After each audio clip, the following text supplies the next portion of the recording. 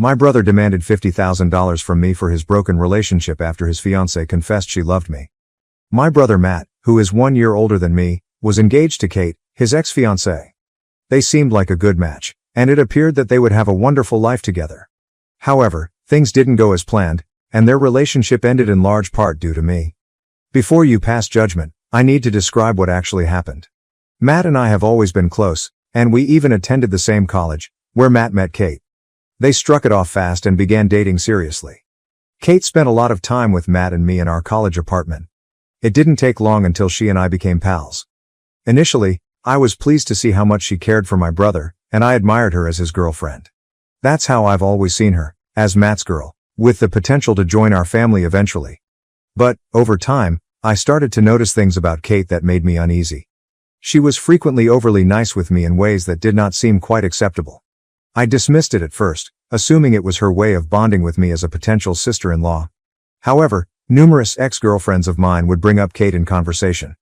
They told me how uncomfortable she made them feel when they came to visit me. According to them, Kate would act possessive of me around them, asking a lot of questions, which made no sense given that she was with Matt and not me. I never paid much attention to these statements, supposing they were exaggerated or simply didn't want to believe them. But as more individuals brought it up, I realized there could be something to it. I once dated a girl named Sarah, and everything went well between us. However, she abruptly ended our relationship. I was caught off guard and had no idea what had gone wrong. I eventually discovered the truth. Kate had ruined our relationship. When I brought Sarah over to our apartment, Kate would continuously mock her, put her down, and even bully her behind my back. Sarah later informed me that Kate made her feel unwelcome and insignificant, as if she did not belong in my life. That was not all. Kate went so far as to lie to Sarah, claiming that I was cheating on her with other people. That was completely false, and the worst part was that Sarah believed her without speaking with me first. It ached to know Kate had purposefully wrecked our relationship. When I questioned Kate, she acknowledged lying but showed no remorse. Instead, she excused her actions by claiming that she didn't think Sarah was right for me and was attempting to protect me from a relationship she didn't believe was good enough. She presented it as if she was doing me a favor, but it did not feel that way. It seemed like an invasion, as if she had crossed a line she wasn't supposed to cross. This was not an isolated instance. Another time, I was dating a girl named Emily and things were getting serious. During Christmas, I decided to bring her home for the first time to meet my family. Matt brought Kate along, as he normally did. I had high hopes for the holiday, thinking it would be an opportunity for Emily to connect with everyone. Instead, it became a nightmare. Kate made Emily feel unwelcome from the beginning. She would isolate her from family gatherings, making her feel like an outcast while pretending she didn't notice. Emily later told me that she thought Kate despised her and treated me with jealousy. She followed me about all day, never allowing Emily or myself any space or solitude. Eventually, Emily couldn't handle it any longer, and we split up. These experiences made me feel stuck. I wasn't sure if Kate had feelings for me because she had never expressed them. I also didn't know how to handle this without producing a schism between my brother and me or inciting extra family turmoil. But, at the same time, I couldn't ignore how Kate's actions affected my life and relationships. It was evident that something was wrong, and it was only a matter of time before things broke down. Then came my birthday. Kate handed me a gold chain with the letter K on it. It looked quite pricey. At first, I wasn't sure how to react. Giving me a necklace with her initials on it seemed weird, even inappropriate. This was not the type of gift you'd anticipate from your brother's fiancée. It seemed more like something couples would exchange. I nervously quipped that she must have confused the receiver, as the necklace appeared to be a gift for my brother Matt rather than me. Kate's face flushed with shame, and she explained how she had personalized the necklace particularly for me. She said she wanted me to wear it so I wouldn't get approached by every girl on the street. I made a nasty expression at her comment, and she must have seen it because she fell into tears and fled out of the room without saying anything. The entire situation felt awkward and uncomfortable, and I had no idea what to do. Later, I summoned the confidence to tell my brother about my concerns, hoping he'd understand why Kate's gift had upset me. But, to my amazement, he ignored it completely. He pretended it wasn't a huge deal for Kate to give me anything like that, telling me that Kate loved me like family and I shouldn't overthink things. When I brought up Kate's previous occurrences and strange conduct, my brother replied that she was simply a highly protective person and that her behavior meant nothing else. To avoid unnecessary drama, I decided to drop the topic with him. He was clearly delusional. But, following the incident, I made a concerted attempt to distance myself from Kate. I was nice and respectful whenever I was around her, but I avoided spending time alone with her or conversing with her for longer than necessary. I assumed that providing that distance would help create clear boundaries and that she would finally leave me alone. When my brother and Kate graduated, I expected to spend less time with Kate, but that did not happen. Kate began phoning and texting me practically daily. Even when I ignored her calls and responded briefly to her texts, she didn't seem to receive the message. Her persistence perplexed me, and I couldn't understand why Mom continued to seek so much attention from me when her priority should have been my brother. Then Daisy entered my life. I met her at a party through common friends, and as soon as we started talking, I realized she was unique. Daisy is the love of my life, and I'm so grateful we met. Kate's behavior at family functions followed the same old, unpleasant pattern every time she met Daisy. She would try to bully Daisy in the same manner she had bullied my ex-partners. But this time, something was different. I was older, more self-aware, and far less tolerant of her shenanigans. Whenever Kate crossed a line, I stood up for Daisy and warned her to back off. But I also have to admit that Daisy does not require my protection. She is strong, confident, and refuses to accept disrespect. One event stood out in particular. Kate chose a seafood restaurant for our family meal despite knowing Daisy was terribly sensitive to shellfish. She obviously wants Daisy to sit out, expecting she would feel ostracized and embarrassed. When I discovered what was going on, I absolutely refused to attend the dinner. Daisy did not remain silent either. She informed everyone that Kate had purposefully chosen a place where she would be unable to eat. Kate attempted to play innocent, stating she had no idea Daisy's allergy was such a major deal. When it didn't work, she became rude, insulting Daisy by claiming that only weak people had such allergies and accusing her of faking them for attention. That was the breaking moment. My parents recognized Kate's callous behavior and called her out on it. I also insisted Kate apologize to Daisy on the spot. She seemed outraged at me for siding with Daisy, as if she expected me not to support my own spouse. She whispered an unconvincing apology.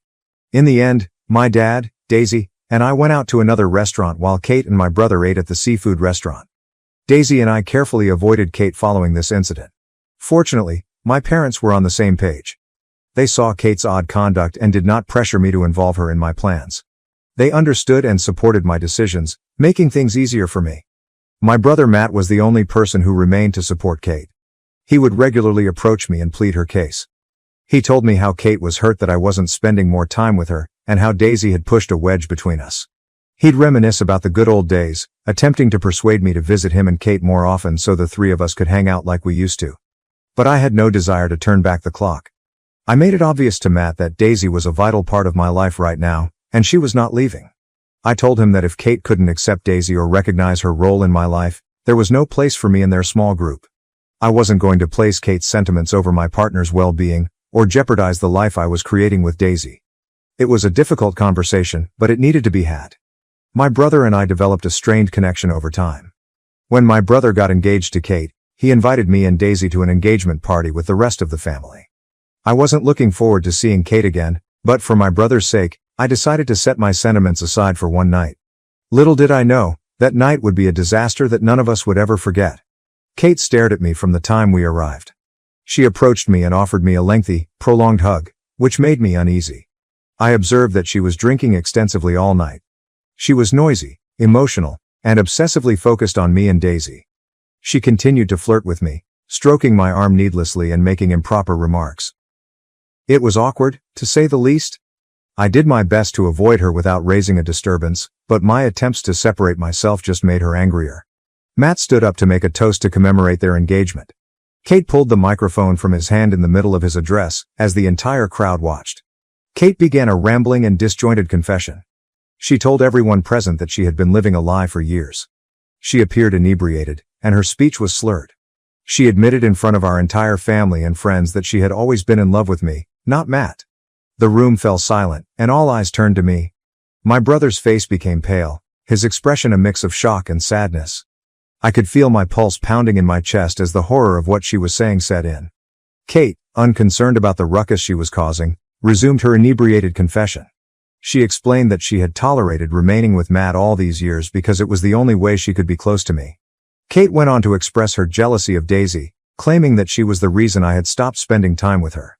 Then, to everyone's amazement, she begged me to leave Daisy. She stated she wanted us to run away together and have a wonderful life as a couple. The desperate tone in her voice was frightening. The room was stuck in startled quiet, except for Kate's drunken tears.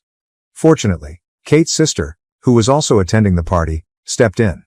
She hurriedly pulled Kate away from the microphone and attempted to settle the situation, but Kate was not finished yet.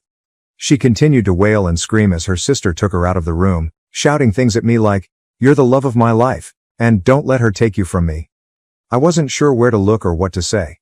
My brother stood there, absolutely crushed, as our family and friends watched, shocked and disbelieving.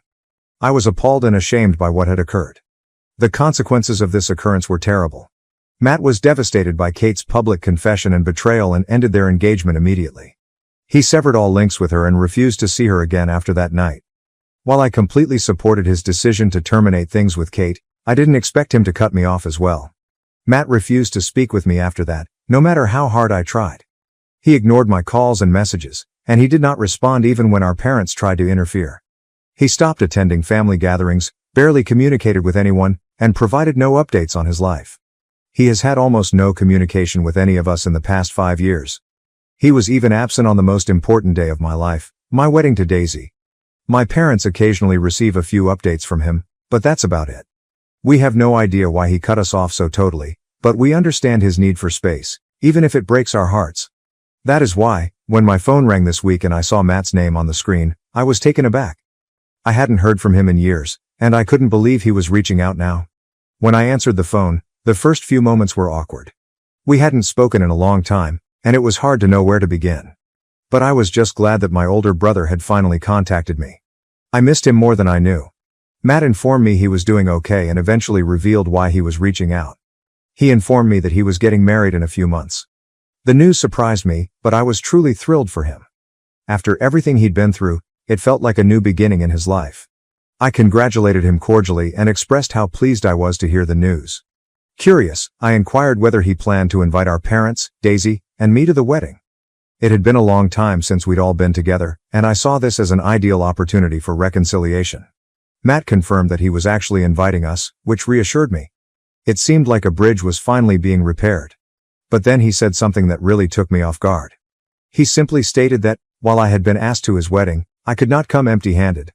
At first, I chuckled, believing he was making a light-hearted joke about wedding presents. I promised him that I would get him and his fiancée a wonderful gift.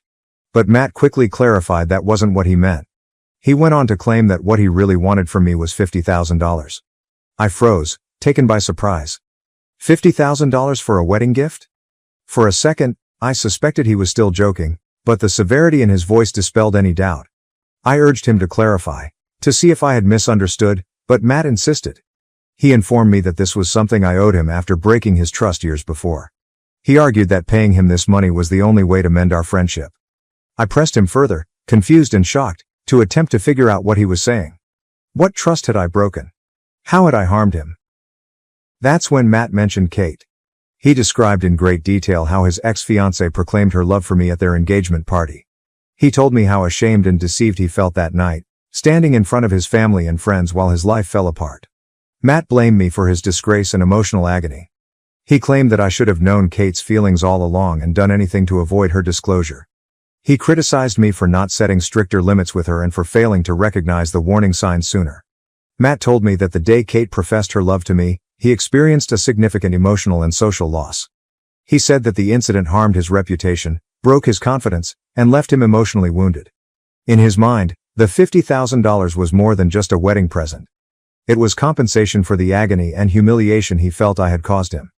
He saw it as an opportunity for me to take responsibility and make things right. Obviously, I informed Matt that I couldn't do what he asked. I informed him that he was insane for ever suggesting something like this. But Matt persisted in giving me a few days to rethink, implying that if I did not pay him the money, our relationship would be gone forever. Honestly, this feels like an ultimatum, and it has left me angry and very saddened. My wife believes my brother has lost his mind, but some of my cousins agree with Matt. They believe I should at least consider compromise and compensating him, as he has suffered greatly as a result of my actions. Okay, Reddit, here's an update. Matt's demand has stunned my parents just as much as it has me. When I told them what he had said, they couldn't believe that after years of silence and no attempts to communicate, Matt had simply come out to demand $50,000 from me. They are upset on my behalf, especially given the emotional toll the issue with Kate took on me and Daisy. My folks are fully on my side. We are now preparing a proper sit-down with Matt to resolve these concerns once and for all. The idea is to figure out what's going on with him and grasp his motives. We want to know if this $50,000 demand is truly what he believes will resolve our differences, or if something deeper is fueling his hatred. I'm also hoping that this discussion will allow Matt to see things from my perspective. I want him to understand that I was never the cause of what happened between him and Kate, and that blaming me is not the answer to his sorrow. To everyone who is wondering if I flirted with Kate or somehow led her on, let me be very clear. I was never drawn to her from the start. I respected her because she was important to Matt. Any feelings she had for me were totally her own. I never gave her any cause to believe I had anything more than platonic respect for her. Kate repeatedly crossed boundaries, despite my attempts to remove myself. She drove away several ex-girlfriends of mine by lying, bullying, and being bossy. She became envious and hateful when Daisy entered my life, and she made it her purpose to mistreat her whenever possible. Matt wasn't immune to her actions either. He noticed how uncomfortable she made me and how antagonistic she was to Daisy and my ex-partners, but he never discussed it with Kate. He didn't confront her or try to improve the situation. That stings also because I believe he knew deep down that what she was doing was wrong, but he decided to look the other way rather than confront her. It's as if he expected me to simply tolerate her antics for the sake of peace, no matter how much stress they imposed on me. Also, what kind of grown woman gets drunk and professes her emotions for her fiancé's brother at their engagement party? That moment was both mortifying and awful. She showed no respect for her relationship with Matt, for me, or for Daisy. I'm pleased Matt and Kate are no longer together because I believe this inappropriate dynamic would have persisted indefinitely. Update 2. It has been a month since my last update. Last week, after much back and forth, my parents, Daisy, and I finally met with Matt. He had made numerous reasons not to meet us, dragging his feet and avoiding any meaningful talk. My parents, however, remained strong. They insisted that we clear the air and strive to reconstruct what was destroyed. Initially, the meeting was difficult. Matt was defensive, and he began by admitting that he had been nursing a grudge against me all along. He stated that Kate's behavior caught him off guard, which contributed to his estrangement from me. He also began accusing me of having an affair with Kate on the side, implying that there might be more to the story than I or Kate had revealed. The charge stunned me, and I told him unequivocally that I would never do anything like that to him. I had always respected the bounds of his relationship with Kate, even when she was acting inappropriately. I wasn't about to let him accuse me of anything so ridiculous without a fight. Daisy also spoke out for me. She explained to Matt that Kate's activities had harmed the entire family, not just him, and that we had all been touched by her behavior. She reminded Matt of all the times he had picked Kate over me, despite her toxic behavior, and told him that he should have seen this coming much sooner than I did. Daisy told him bluntly that what he was doing to me was emotional manipulation, and that he shouldn't punish me for what had happened when I, too, was a victim like him. He needed to move on from his past. Daisy's powerful, clear voice drew Matt in and made him listen. I also informed Matt how many times I'd tried to contact him over the years. I emphasized that I could have discussed these issues with him years ago. I didn't shut him out. He cut us off without explanation. This is when Matt informed me that he was too humiliated to face me back then, that everything had been so overwhelming for him, and that he believed cutting us off was the best move for his mental health. While I understood his desire for space at the time, I couldn't figure out why, after all these years, he was asking me for money. That's when Matt revealed the true reason. He stated that the $50,000 he was requesting represented the amount of money he had spent on Kate over the years, including trips, presents, and any other costs incurred throughout their relationship. He believed that because Kate fell in love with me and I was the reason their relationship ended, I owed him the money as reparation. It was as if he was attempting to rationalize the absurdity of the situation by presenting it as a debt I needed to repay. I sat there in full shock as Matt continued to rationalize his ludicrous request. I told Matt straight up that he was only looking for ways to vent his rage on me. His focus should have been on Kate, the person who made those decisions and caused all of the anguish, not on me. If he wanted recompense, he should have asked her to pay rather than me. I was not the one who behaved inappropriately. I was not the one who lied or crossed boundaries. Kate was the one who made the issue, but I was getting blamed for it. Matt seemed to be grabbing at straws, blaming everyone save the person who had genuinely mistreated him. My mother was also unable to keep back. She informed Matt that asking me for money was extremely inappropriate and that he should stop acting like a crazy person. My father agreed with her. My brother turned on my parents and began accusing them of always favoring me. "You both should stay out of this matter. You always support him no matter what," he cried. Kate left me for him, and you two are taking his side. He's clearly the golden child. You both always favor him no matter what. My parents, taken by surprise by his behavior, attempted to calm him down. My father spoke first, his voice firm despite the tension in the room. Matt, that's not true. We've always loved you both the same, and we've always supported you through everything. We've never picked sides, and we never will. It's simply that asking your brother for money would not make things better between you two, especially when he hasn't done anything to you.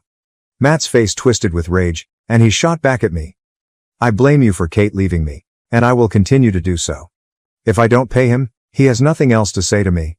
He also informed my parents that because they had chosen my side, he was done with them. I'll never speak to any of you again. I will not let any of you meet my wife or future children. You're all dead to me starting today. He stormed out of the room, leaving us all stunned in silence. My parents tried to call after him, but it was futile. Matt hasn't contacted us since, and I've been attempting to reach him, but he appears to have blocked me. Update 3. It's been 4 months since Matt stopped talking to us, and I've stopped trying to reach out to him.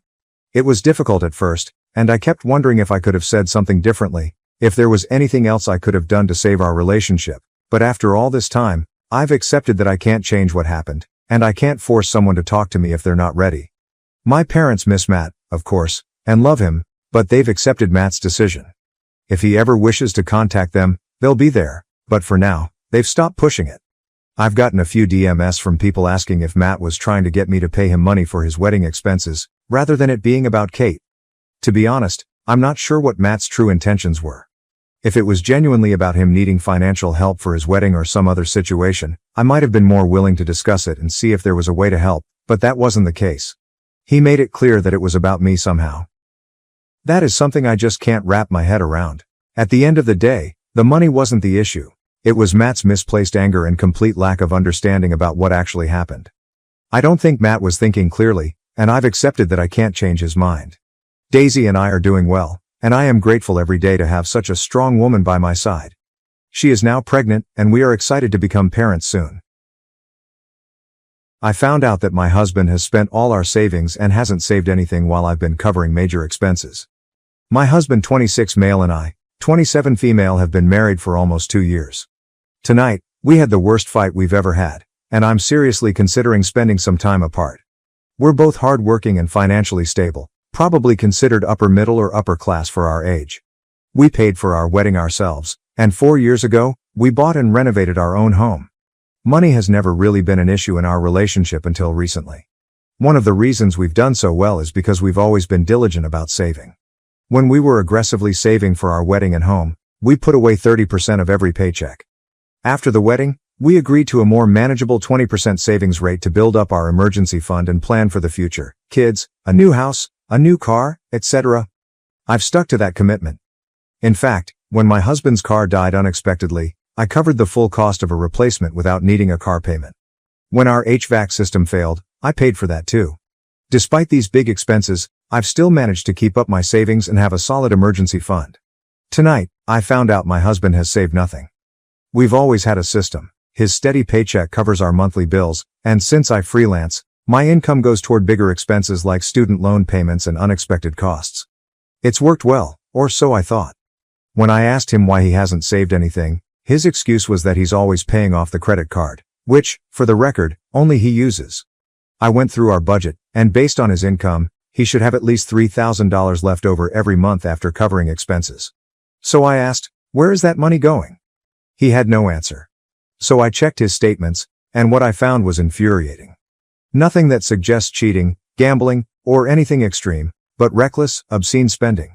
We've had serious conversations about his spending before, and almost a year ago, I made it very clear that he needed to stick to our financial plan. Not only did he break that promise, but he's also somehow spent more than he earns, dipping into our savings. I'm ambitious and goal-driven. I dream big, and we've always talked about our future, where we see ourselves in 5 or 10 years. He's been especially eager to start trying for a baby, and while I've been on the fence, I recently came around to the idea. Until tonight, when I realized we have almost no savings.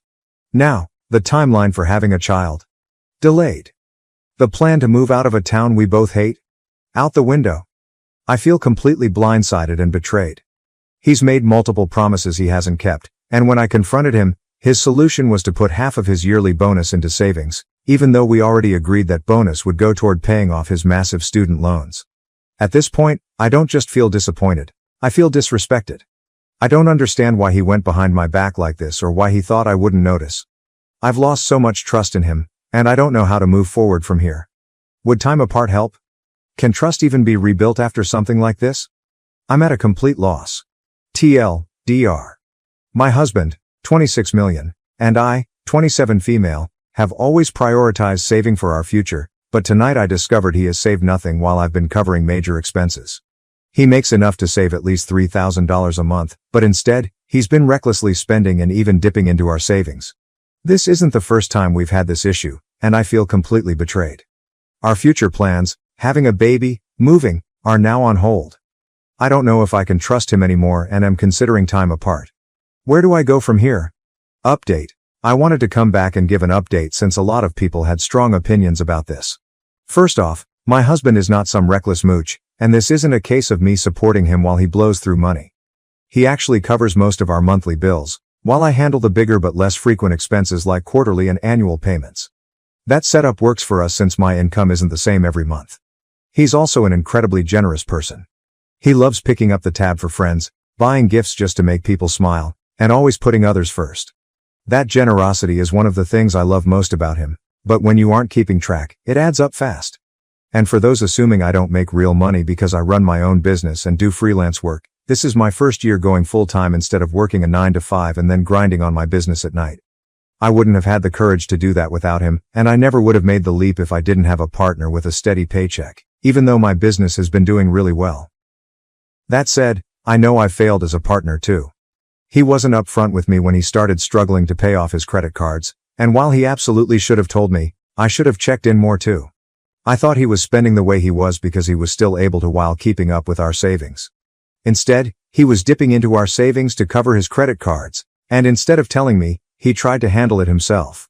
He knows that's not okay, but I also need to make sure he feels comfortable coming to me before things get to this point again.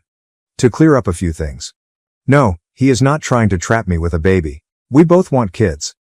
It's just about timing. No, I am not unemployed. I run a successful business and do freelance work.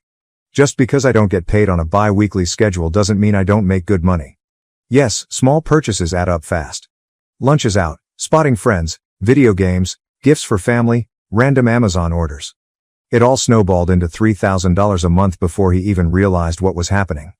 Moving forward, we agreed to close most of his credit cards, put his full paycheck into our joint account instead of just half so we both have visibility on spending, and stick to a firm budget that still gives him personal spending money. We haven't decided yet if we'll fully merge everything, but we are going to be a lot more open and accountable with each other. At the end of the day, this isn't a deal breaker for me. I love my husband and I know he loves me. We both want this to work, and we are both putting in the effort to make sure it does. Thanks to everyone who gave helpful advice. Hopefully, this is the last time we ever have to have this fight. I had a kidney infection, but my husband lied about being stuck at work, and when I called his coworker, I found out he hadn't even left. I, 28F, have been married to my husband, 32M, for 3 years. We have a 1-year-old daughter together. Up until recently, I thought I could count on him when I truly needed him. But last week, he proved me completely wrong. I had been feeling off for a couple of days, fatigued, nauseous, just generally unwell. Then one morning, I woke up with a fever, chills, and a deep sense that something was really wrong. I was so weak I could barely get out of bed. Taking care of our daughter felt impossible. I called my husband at work and told him I needed him to come home. He promised he would. An hour passed. Then 2. He kept texting me, saying he was just finishing up something, and would leave soon. Then he claimed he was stuck in traffic. Then he said he was on his way but had to stop for gas. At this point, my fever was getting worse, and I was struggling to even sit up without feeling dizzy. I told him it was urgent. He reassured me he was almost there. But something felt off. So I texted one of his coworkers, someone I knew he was close with. The response I got sent a chill down my spine. He hasn't left yet. He's still here. I was furious. And terrified. I immediately called my neighbor, a kind older. She came over right away, helped me get dressed, and drove me to the hospital.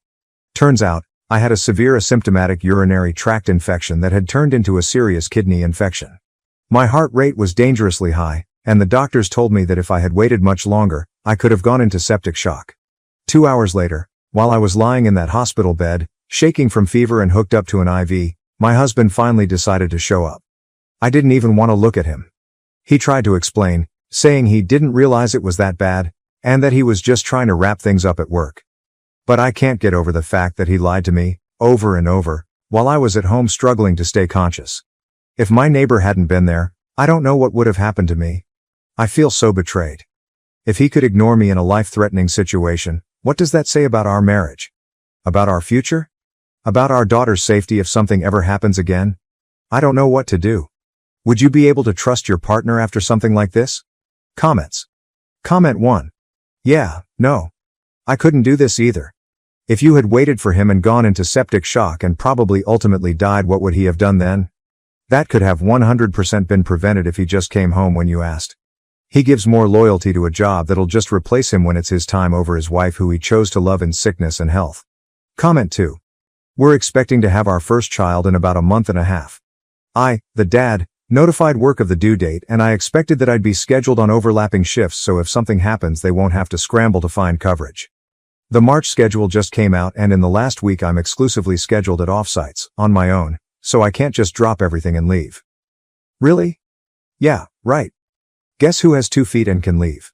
I'm not missing the birth of my first child for anything, and I'm not going to be anywhere except wherever boss mama wants me to be.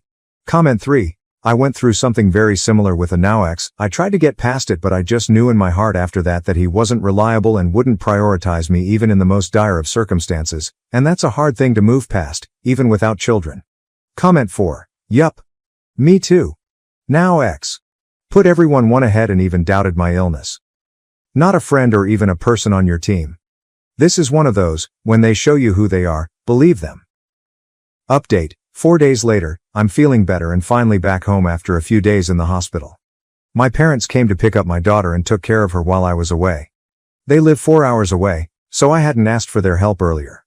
I didn't really get an apology from him. Just a bunch of excuses. He said he didn't think it was that serious, and I should have just gone to the neighbor if it was really that bad. I didn't argue, not because I agree, but because some of the comments I got made me realize some things. People asked if I'm the type to cry wolf, and that's why he didn't come. In 5 years of being together, I've only ever needed him to take me to the hospital once, when I gave birth to our daughter. He wasn't there when I was sick, and if he had come home, he probably wouldn't have done much anyway if it didn't need a hospital. But then someone asked me what I'd do if it was our daughter in my position, and he acted the same way. That hit me hard. And as dramatic as it sounds, I don't want to be with him anymore. I don't think I can ever trust him again. I've made an appointment with a lawyer, but of course, divorce takes time. I'm looking for an apartment, but the housing shortage is a nightmare. Since I live in a rural area, though, there's still hope. I haven't told him yet. He's acting like nothing's wrong, so I'm doing the same. I even saw comments suggesting that he might not have actually been at work, maybe using it as an excuse for something else. So, one night while he was sleeping, I checked his phone. I didn't find proof he wasn't at work, but I did find messages to women, multiple flirty ones. And a Tinder app. These messages have been going on for months. He was also sending TikToks to his friends while I was sick, laughing and joking around with no real concern for me. He told me his boss refused to give him time off. I found no evidence that he even asked for time off or discussed my condition with anyone. I'm starting to suspect he lied because if he really did ask, it would have been illegal for his boss to deny him leave where I live. At this point, I don't feel like confronting him. I just want out. I ignored the red flags before. The small lies, broken promises, and I shouldn't have. I thought he'd be there for me when it mattered most, but I guess I was naive. I never thought anyone could let me down like this. I'm not telling him I'm leaving until I'm ready. Just like he didn't tell me he wasn't coming. Comments. Comment 1. I'm not really surprised you found what you found. I'm so glad you're okay, and I applaud you for realizing you and your daughter deserve better. You're absolutely correct to not mention anything until the plan is fully in place as you walk out the door. Good luck, everything will be better. Comment 2. Exactly this. OP is handling it smart, no need to give him a heads up. Wishing her and her daughter a smooth transition to a better life. Comment 3. Take screenshots of the app and flirty texts. This is evidence your divorce lawyer can use later. Oopie. Where I am, infidelity doesn't change anything regarding divorce, but I still did it for if he tried to lie to people. I'm frustrated because of my useless husband.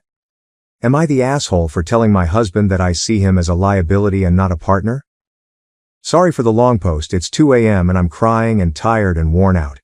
If I'm rambling, it's because I've held this in for so long, not wanting to burden friends or family with my marital troubles.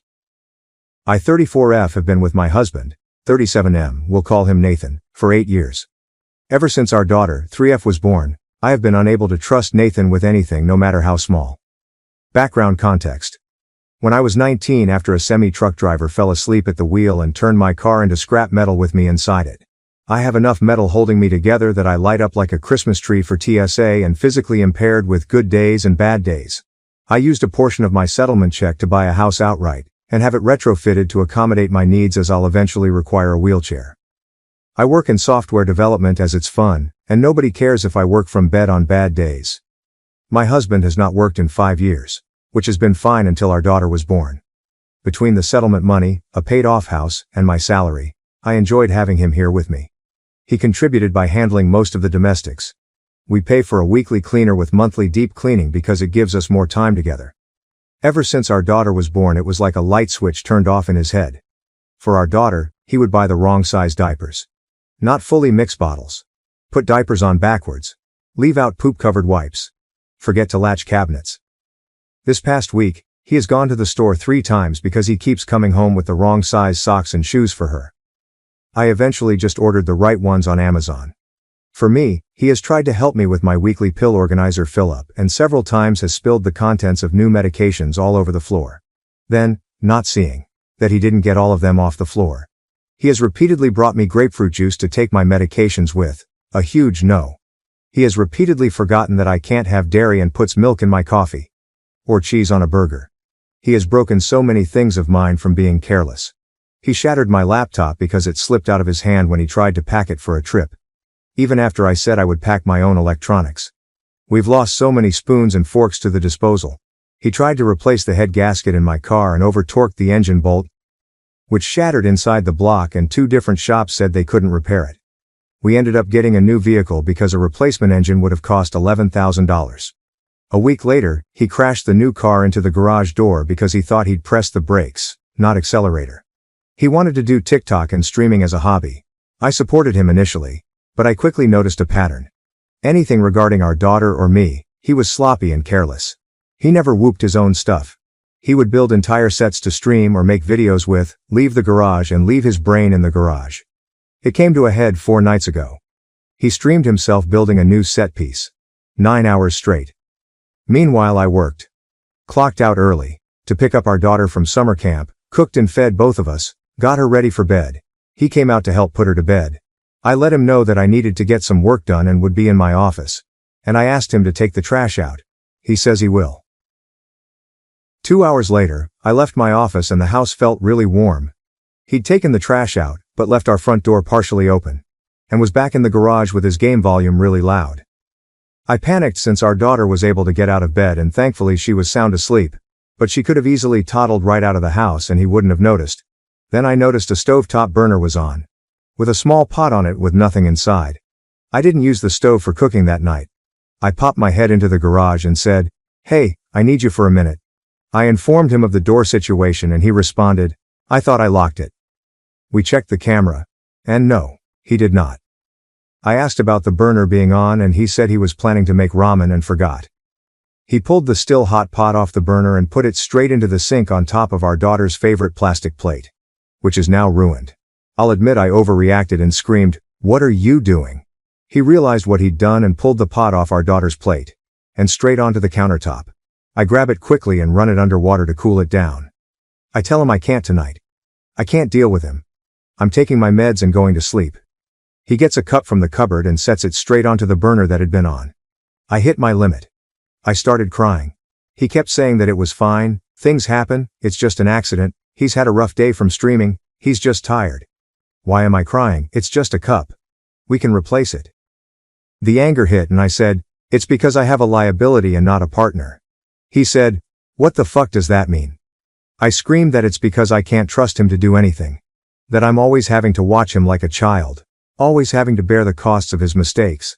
That every time I get careless and think I can trust him to be an adult, I'm always the one getting fucked over. I then said, I can't see you as a partner anymore. You're just another liability in my checkbook. He immediately stormed out of the kitchen and went to bed. I called my mom and told her what happened. She thinks it's just stress and offered to take our daughter for a week so we could figure this out without our daughter seeing it. She says it was an asshole thing to call my husband a liability.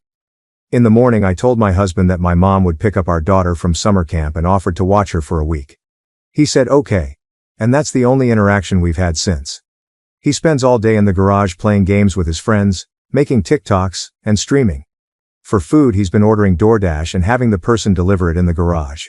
It's been days and he refuses to be in the same room as me. I've tried messaging him to ask if we can talk. Or figure out a solution. But he's just left me to read. If I pop into the garage, he ignores me but apologizes to his friends or viewers for the interruption, and Geek unmutes his mic when the noise stops. Before the blow-up, I've asked if there was something going on. I tried to gently respond every time he screwed up so our daughter didn't associate mistake to anger. I asked him to schedule a doctor to see if something was going wrong medically. He always said I was overreacting, people make mistakes, and didn't see an issue, even when the same mistakes kept happening. When I tried to get him to understand that it was concerning just how expensive his mistakes were getting, he'd wave it off as it's not like we can't afford it. I love him dearly. I just miss the person he was before we had a child. The one I could trust and rely on. Did I screw this up forever? Was I being too harsh on his mistakes? Am I missing something? Am I the asshole? Relevant comments. OP on if her husband is using her money. OP. Downvoted.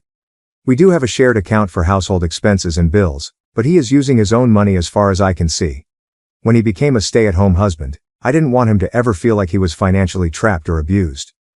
Also, the thought of my husband having to ask for money, permission to buy things for himself, or not being able to buy gifts discreetly felt ick to me. My paychecks get split between the expenses account, $300 each deposited into separate accounts the other can't see, and the rest to savings. To me, it's his money to save or spend how he wants. I read through all the responses and have removed the allocation to his account. I also removed his name as an authorized user on the bills expenses account. Before our daughter was born, this did seem the fairest, because he was managing the household tasks and maintenance. But I understand everyone's frustration at me since the arrangement is no longer fair or equitable. I can't cancel his card because my name isn't on that account at all, but I have put a stop to this Fridays and all future deposits. OP on if her husband contributed to anything before their daughter's birth and afterwards. OP.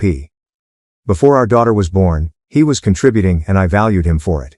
He cooked most of our meals, did the daily cleaning chores like dishes, wiping counters, and cat litter scooping. We did bi-weekly grocery trips and bulk store runs together, but one-offs during the week he would handle. He also helped me hit the ground running with scrambled eggs and coffee in bed so I could take my heart medication. I never had to run the laundry or consider taking the heavier pain meds to get through folding and hanging everything. He still mostly does these, minus breakfast. Dishes sometimes sit overnight due to his streaming, but I also attribute it to our toddler wanting each part of her meal in a different small bowl and our dishwasher can only fit so many of the IKEA kids' bowls. He does the daily things like dishes, scooping cat litter, wiping counters, getting trash out, cleaning random messes that occur, etc., plus laundry, yard work. We pay for a weekly cleaner so we don't run into the issue of deferred cleaning. We're neglecting the house for a few days. Illness, doctor visits, family visiting, local outings, etc. doesn't ever turn into there's too much to catch up on. OMG, where do I start? Freeze. I've always struggled with that in the past. And the monthly deep cleaner because it's honestly just really nice having a professional come in. Our monthly deep cleaner is also a professional organizer which has been a tremendous help with the transition from infant to toddler organization of clothing and toys. OP on her husband's qualities. OP. He's incredibly creative and we used to have so much fun working on projects together. He's a modern-day MacGyver. Give him a roll of duct tape, 2 pennies, some foam, cardboard and paint, and he can build beautiful set pieces that could be mistaken for props on Broadway. He learned how to make a mini forge from a flower pot and a makeshift lathe. He practiced until he made the ring he proposed with. Complete with my favorite gemstone, blue opal. His smile is infectious and he tells the best of horrible puns and jokes. He took cooking classes to learn how to make my favorite dishes, and made his own note card recipe book. He doesn't hesitate to belt out everything from Aqua to Backstreet Boys, Broadway show tunes, Nightwish, and everything in between. Off-key but as if the rest of the world isn't there. Play a Michael Jackson song and he's on the dance floor by the end of the first note. When I gave birth to our daughter, I didn't have hospital food as my first meal. He'd worked out an arrangement with the owner of my favorite restaurant. No matter what time of day or night, as soon as I went into labor, he would message the restaurant owner who would prepare my usual faves and personally deliver the meal to the hospital. I had no idea until it arrived and the smell hit my nose. I cried so many happy tears into my food. I love frogs. He used to take a photo of every frog he'd find in our yard. He designed and vacuum formed a sign for our house that features both of our favorite animals and says "Welcome home." If he was out, he'd send me photos of, or come home with, cute frog-themed things. On my bad pain days where I mostly rot in bed, he would bring me meals. On a wooden tray he made. It converts from a carry tray to a bed tray. He got the idea from hospital food trays. He helps me get my socks and shoes on when I just can't quite do it myself. He learned how to do a few styles of updos and how to curl and flatten hair to help me feel pretty. On days where I hate the broken body I have, he'll put my hair up and it brightens my day. That's the person I fell in love with. And so deeply missed. Some days he's that person. But more frequently now, he's not.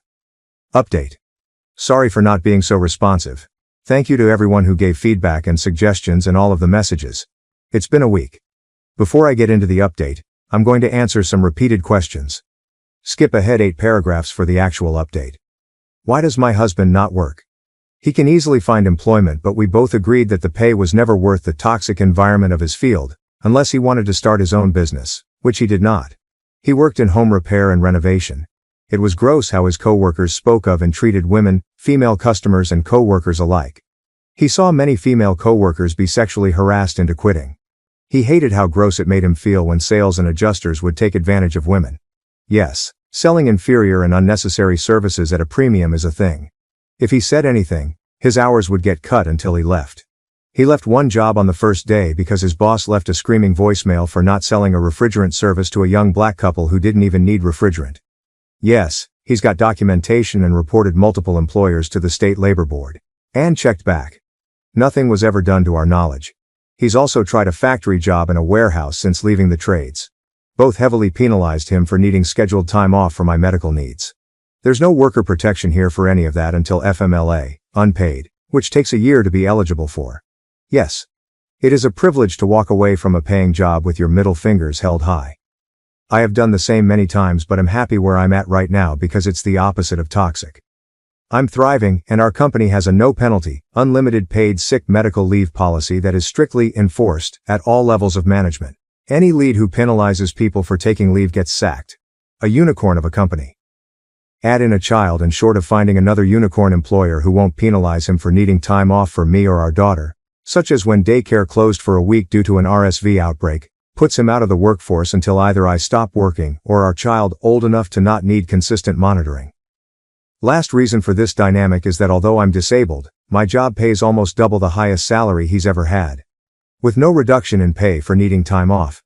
It doesn't make financial sense for us to switch who the working partner is. 2. Does my husband have a large following or make money from streaming TikTok? No. His lives have an average of 6 viewers. And his Twitch has 3 followers. When we did our taxes, he didn't get a 1099 and he showed me that he'd got all of $6 from TikTok live gifts. Nothing from Twitch. His viewer counts are about the same as at the end of last year. 3. Why do we still have a weekly housekeeper and have our daughter in summer camp and part-time daycare? I hate the dynamic of one spouse working a single job for 40 hours a week while the other juggles simultaneous domestic duties, child rearing, care, enrichment, socialization, and essentially being on call 24/7. I would not want those expectations of me and couldn't fathom putting all of it on someone I love and cherish. If my husband did all of the activities and field trips that daycare did, his evenings and weekends would be taken up by domestic duties that I would physically struggle with assisting. The weekly housekeeper helps prevent deferred cleaning paralysis, where small missed things pile up into unwieldy monster tasks and struggling with where to start. The monthly deep clean and organization has been a world of self-care as we navigated to having an infant and the transition from infant to toddler. Edited to add, our daughter started at the part-time daycare when she turned 3. Before then my partner was the primary caretaker, which made the weekly housekeeping that much more helpful in not letting things fall to disarray. 4. The allowance thing. Yes. I wanted a dynamic where my husband had his own money even if he was not working a paying job. Maybe I've been on social media too long, but I've read so many stories of non-working spouses, albeit mostly women, being financially abused or unable to leave marriages because they did not have access to money they could save up in private. Should I have stopped it sooner when our dynamic became too unbalanced? Yes. I own that. 5. As for what happens if when we divorce, the house and settlement balance is in a trust completely separated, and as far as my lawyer can tell, out of his reach. Alimony would be up for a judge to decide, but between my documentation, that his licenses or certs aren't expired, plus my continual medical costs, there's a good chance of not being obligated. Hopefully that answers most or all of the background-related questions.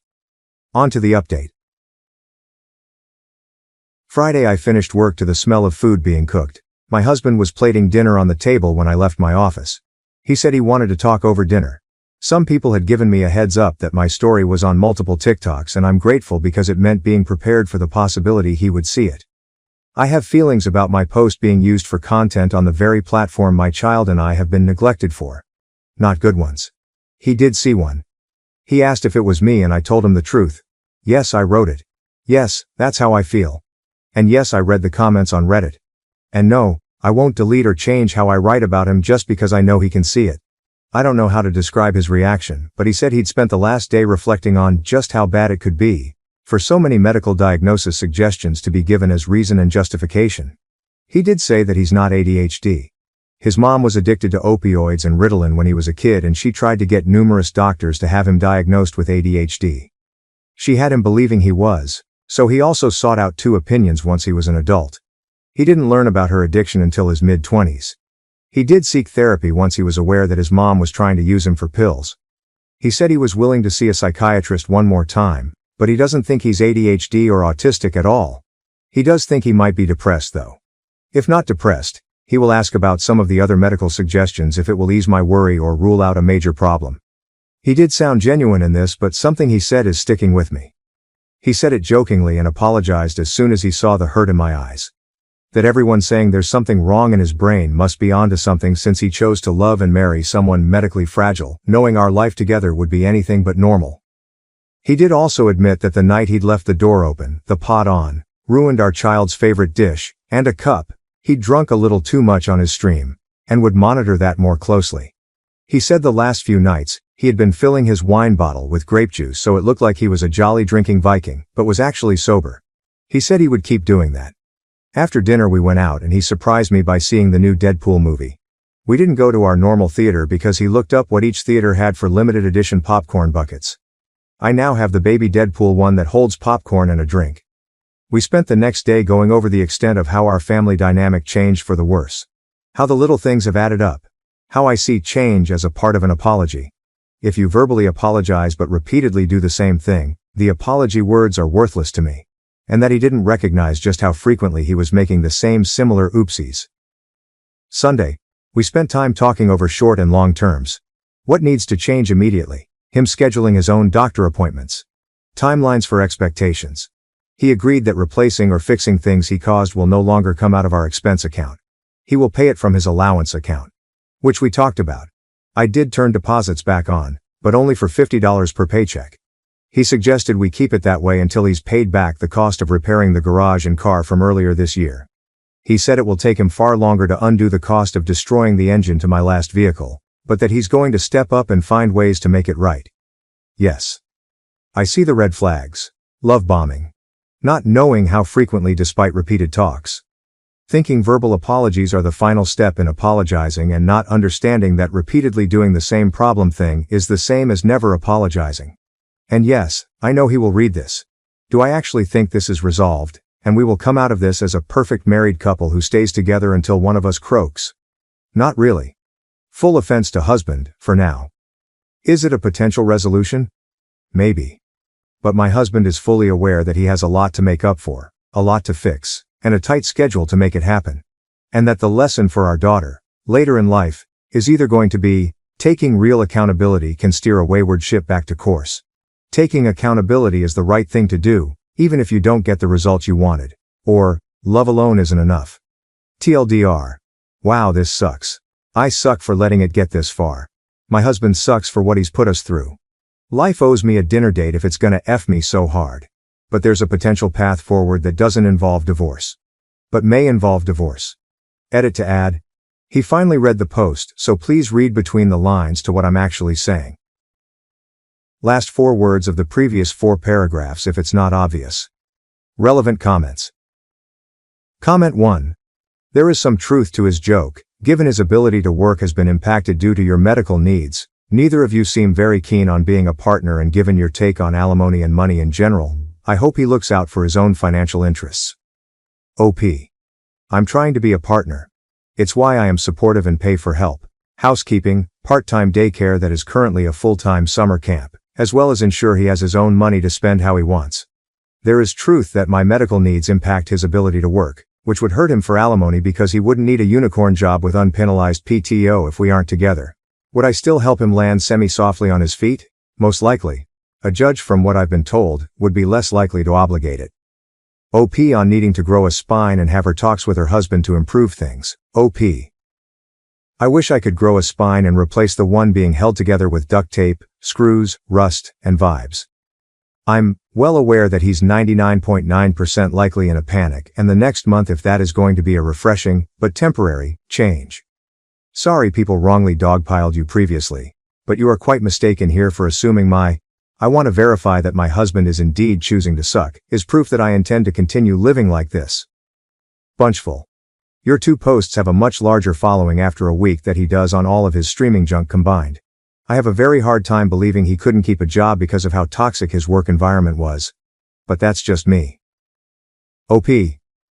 Look, I wasn't gonna say it, but you're not wrong. The toxic work environments part is sadly very true. I've seen the evidence he collected and submitted to the labor board. At least before everything went sideways, things were really nice with him as a house husband. I'm sad he squandered it. I'll be financially able to retire in just a few years barring my career field suddenly tanking salaries though. Mother-in-law ruined my wedding. By spiking my drink, then tried to buy my forgiveness with $5K, now we're left to navigate the fallout. My mother-in-law secretly spiked my drink at my wedding, causing me to faint and ruin the reception. Now she's trying to buy my forgiveness with $5,000 because my husband has made his decision.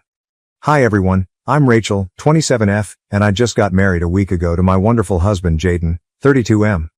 The wedding felt like something straight out of a telenovela. This whole journey began 2 years ago at a local coffee shop. I was a regular there, always needing my morning caffeine fix to start the day. One day, I noticed a tall guy with kind eyes standing in line behind me. He seemed nice, but to be honest, I wasn't really paying much attention. All I could think about was getting my hands on a latte. Later that same week, I bumped into him again, and this time, we ended up chatting while waiting for our coffees. We talked about everything. Our favorite books, weird childhood stories, and even our mutual love for that cozy little coffee shop. We laughed a lot, and for the first time that day I felt truly awake. Looking back, I realized that I was quick to judge at first. Perhaps because I was so absorbed in my routine or because Jaden wasn't the kind of guy I typically gravitated toward. But that day, something shifted in me. There was a genuine kindness in him, a warmth in his smile that I couldn't ignore. We exchanged numbers, and that very night, Jaden texted me, asking if I wanted to grab dinner sometime. We ended up going to this tiny Italian place hidden away on a side street. The food was incredible, but the best part was our conversation. We talked for hours, and it felt effortless. We discovered we had a surprising amount in common, a love for old movies, a secret passion for karaoke, even though neither of us is very good, and a shared obsession with tacos. Over the next few weeks, we started seeing more and more of each other. We went on hikes, explored museums, and even tried, and failed, to take a pottery class together. The more time I spent with Jaden, the more I realized how special he was. He was funny, intelligent, supportive, and always knew how to make me smile. He pushed me to be a better person and made me feel like I could be completely myself around him. Then, on our second anniversary, Jaden surprised me with the most incredible proposal. We were on a weekend getaway to a charming cabin in the mountains.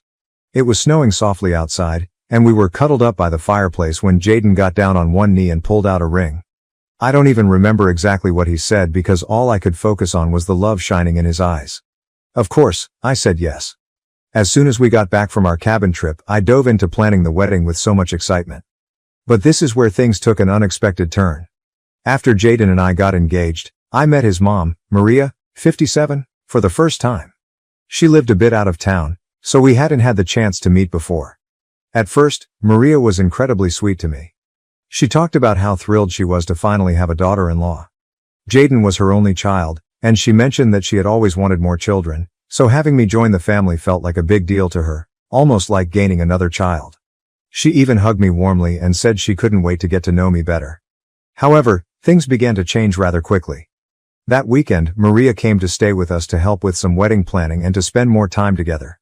Initially, I was thrilled, thinking we'd bond and grow closer. But as the weekend progressed, her attitude shifted in a way that made me uncomfortable. The first passive-aggressive remark came during breakfast on Saturday morning.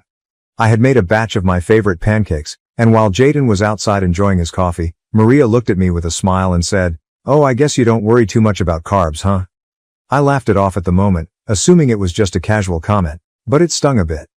Later that day, as we were flipping through some wedding dress magazines, Maria pointed at a model and remarked, "This dress is stunning, but it's meant for someone with a very specific figure. Not everyone can pull it off." She glanced at me as she said it, and it felt like a subtle dig, suggesting she didn't think I could wear something like that. I just nodded and tried to brush it off, but the comment lingered, making me feel self-conscious. The remarks kept coming. When we were out shopping for some decorations, she casually mentioned, "You know, my friend's daughter lost 20 pounds for her wedding. She looked so stunning. Have you thought about doing something like that?" I was taken aback and didn't really know how to respond. I mumbled something about being content with my body as it is, but it left me feeling judged, as if she thought I should be trying to lose weight for the wedding.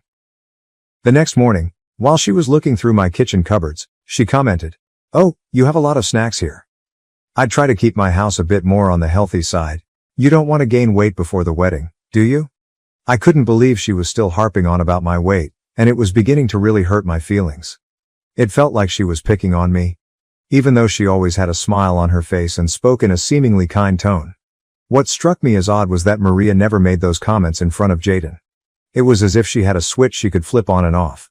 When Jaden was around, she was all smiles and sweet words, but the moment he stepped out or was in another room, she'd start making those passive-aggressive remarks. I felt like I was living in two different worlds, one where I was accepted and loved, and another where I was constantly judged and criticized. Initially, I didn't think it was necessary to bring this issue up with Jaden. After all, it was his mom, and I didn't want to create any tension between us, especially since we had just gotten engaged and were in such a blissful place. I kept telling myself that it was just a minor inconvenience, something I could handle. Besides, I'm not exactly thin. I have curves, and I'm proud of my body. I've worked hard to feel confident in my own skin. Maria's remarks were more annoying than anything else. It felt like she was trying to undermine my confidence, but I was determined not to let her get to me. However, Maria started coming over more frequently. It felt like she was around every weekend, and it was beginning to drive me a little crazy. I worked from Monday to Friday and only had the weekends to focus on wedding planning. But every time I turned around, there was Maria, offering to help or just hanging around. It was tough to concentrate on wedding preparations with her constantly there, making little comments and acting like she knew better than I did. One weekend, she called to say she'd be coming over again. I felt a knot of anxiety in my stomach because I really needed some time alone to plan without her input. So I told her I was going to be busy and wouldn't be at home. She asked what I was up to, and before I could stop myself, I blurted out that I was going to look at wedding dresses. I think I just wanted her to know that I had important things to do. To my surprise, she got really excited and said she'd love to come along. I didn't know how to say no without sounding rude, so I reluctantly agreed. The next thing I knew, she was at my door, beaming and eager to help me find the perfect dress. I tried to smile back, but inside, I was dreading how this shopping trip would unfold. We visited a few bridal shops, and from the moment we stepped inside, Maria was in full mom mode, suggesting dresses that didn't appeal to me and making comments about how certain styles wouldn't flatter my figure. It was utterly draining. I felt like I couldn't even breathe without her casting judgment. When I tried on a dress that I genuinely loved, she remarked, "It's nice, but don't you think it's a bit snug around the waist? Maybe something more flowy would suit you better." I was crushed because I adored that dress, but her words made me second-guess myself. By the end of the day, I hadn't found a dress, and I was feeling pretty low.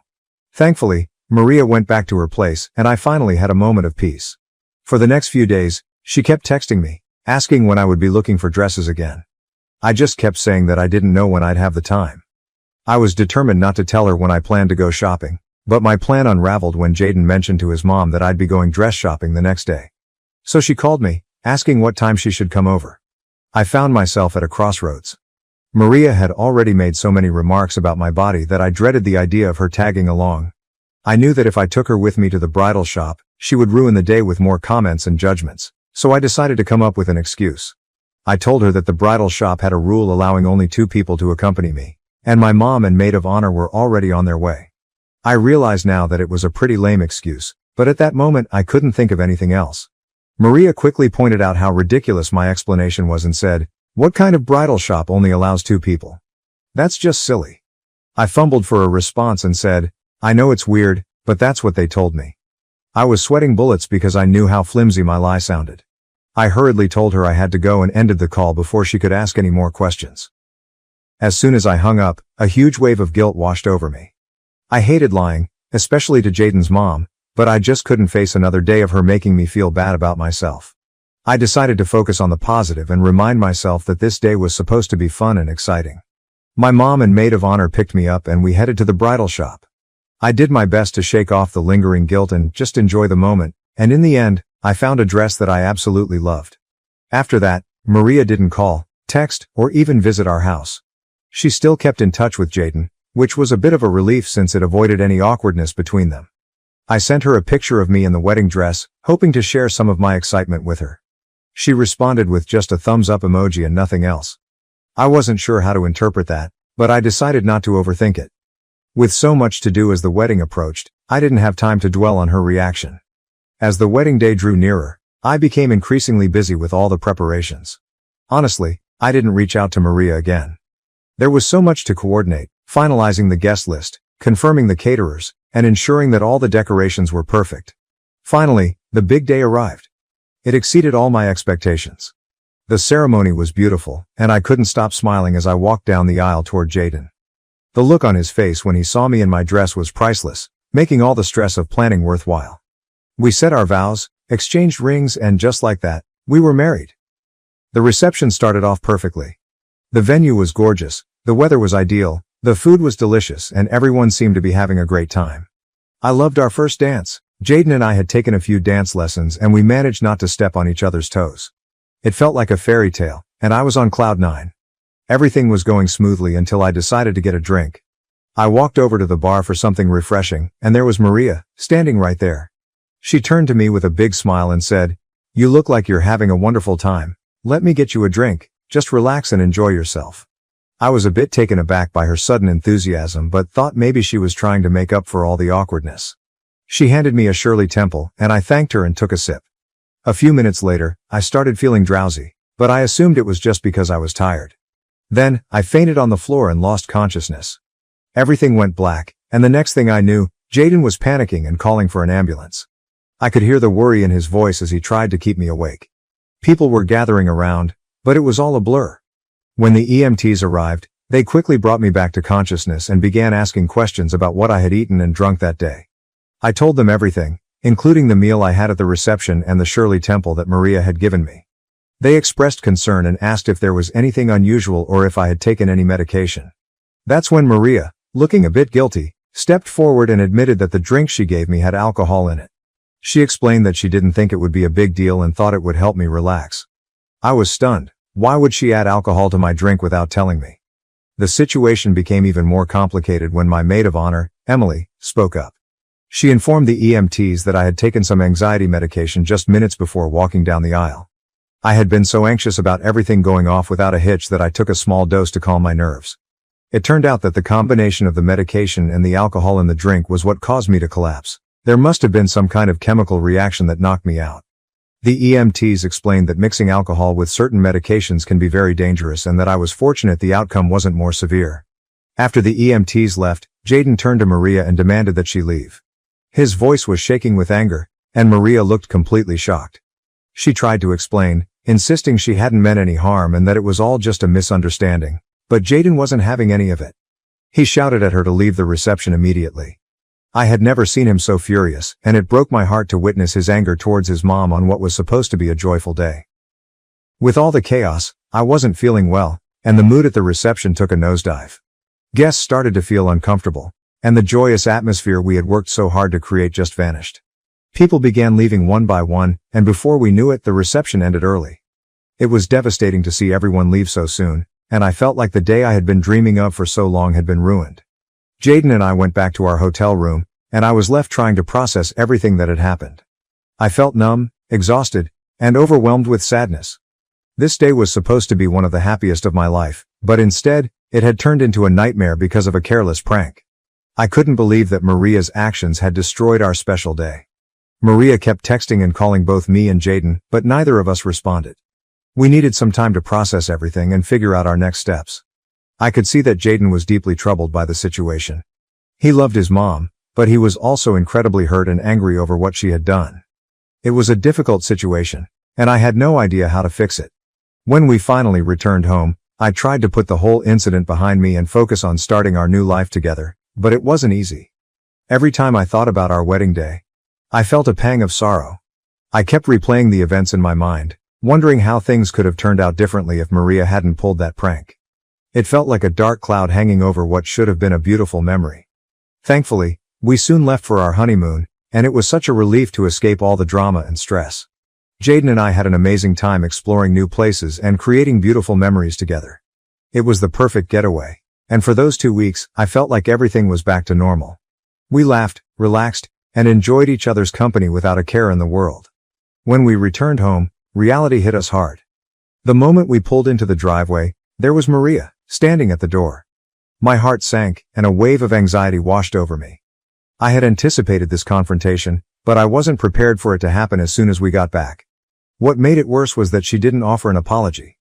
Instead, she kept insisting that it wasn't her fault and that it was all just a prank. She tried to justify her actions, saying things like, "I didn't think it would hurt you, and I just wanted to lighten the mood."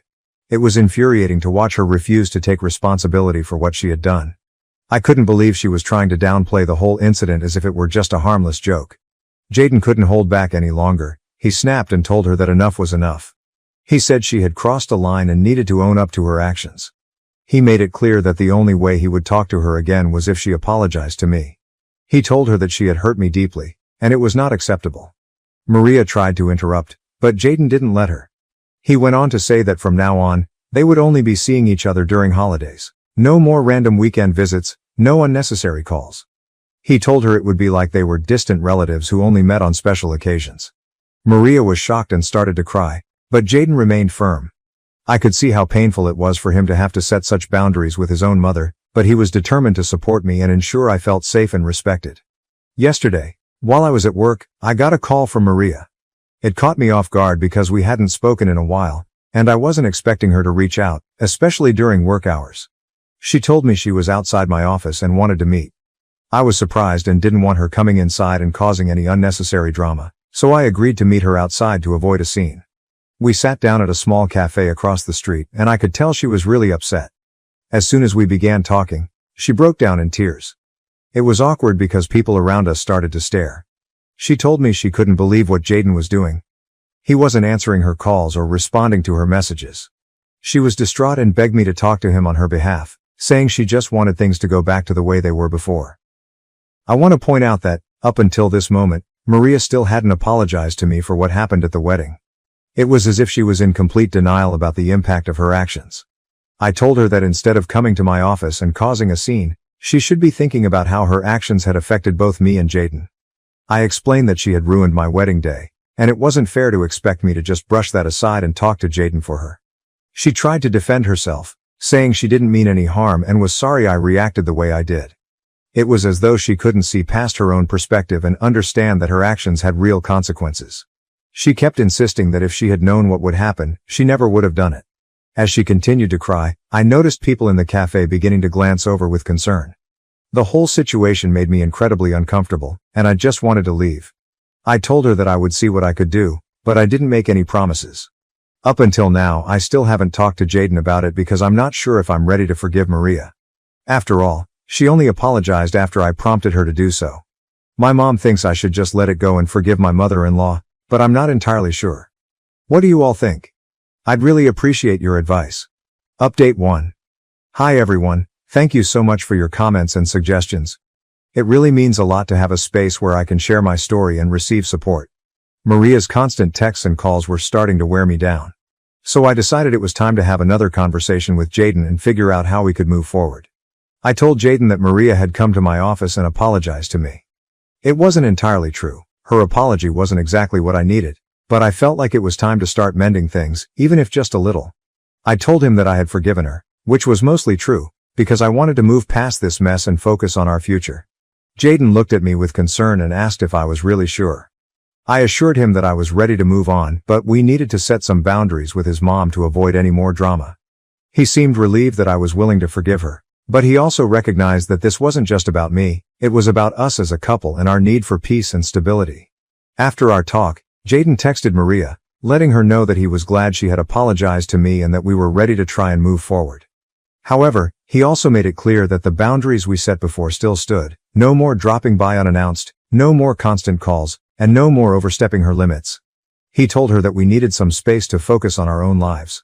Maria responded almost right away, saying that she was sorry for everything and that she just wanted to be a part of our lives. She promised to respect our boundaries and give us the space we needed. I still have mixed feelings about the whole situation. On one hand, I'm glad that Maria seems to be taking our boundaries seriously, but on the other, I still feel a bit uneasy because I know that one slip-up could bring all the drama back. I'm trying to focus on the positive and remind myself that we are making progress, even if it's slow. Some of you have asked about my anxiety, and I want to thank you for your concern. I don't feel comfortable going into too much detail, but I do want to clarify that my anxiety wasn't about Jaden or our relationship. I knew he was the one for me from the moment things got serious between us. The anxiety was more related to the wedding day itself and the immense pressure that comes with planning such a big event.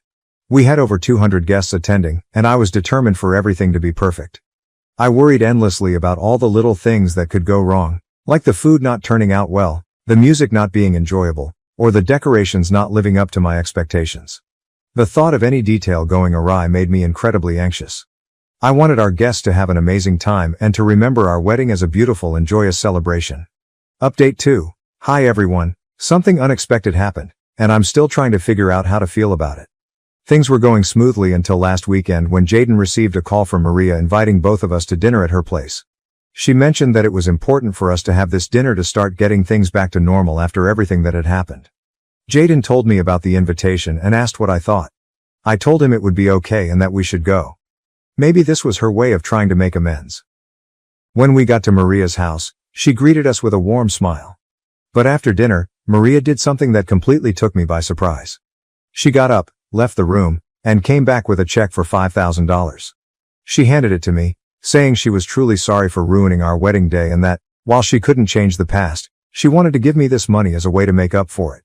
I was completely taken aback and immediately felt uncomfortable. It was such an unexpected gesture and I didn't know how to respond. I refused the money right away, telling her that I didn't need it and that we should just let bygones be bygones. Jaden agreed and told her that she didn't have to give us any money, but Maria was persistent. She wouldn't take the check back and ended up slipping it into my coat pocket. I was so shocked and didn't know how to handle it. She seemed almost desperate for us to accept it, which only made the situation more awkward.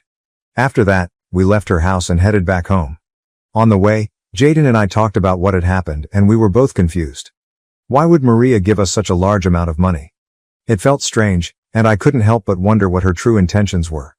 Was she genuinely sorry, or was this her way of trying to buy our forgiveness? I'm not sure, and it's left me feeling really unsettled.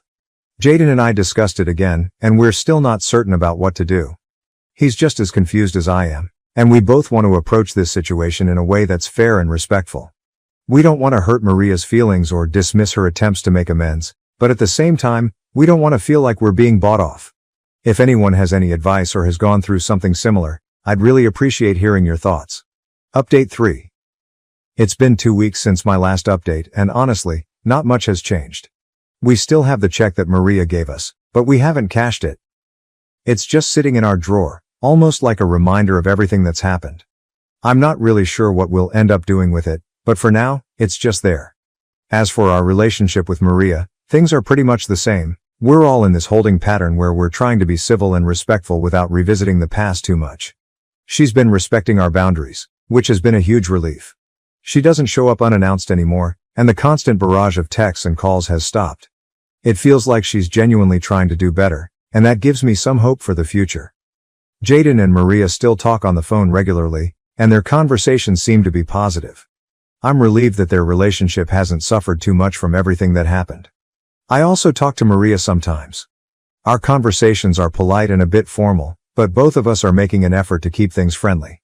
I think this will be my last update for a while.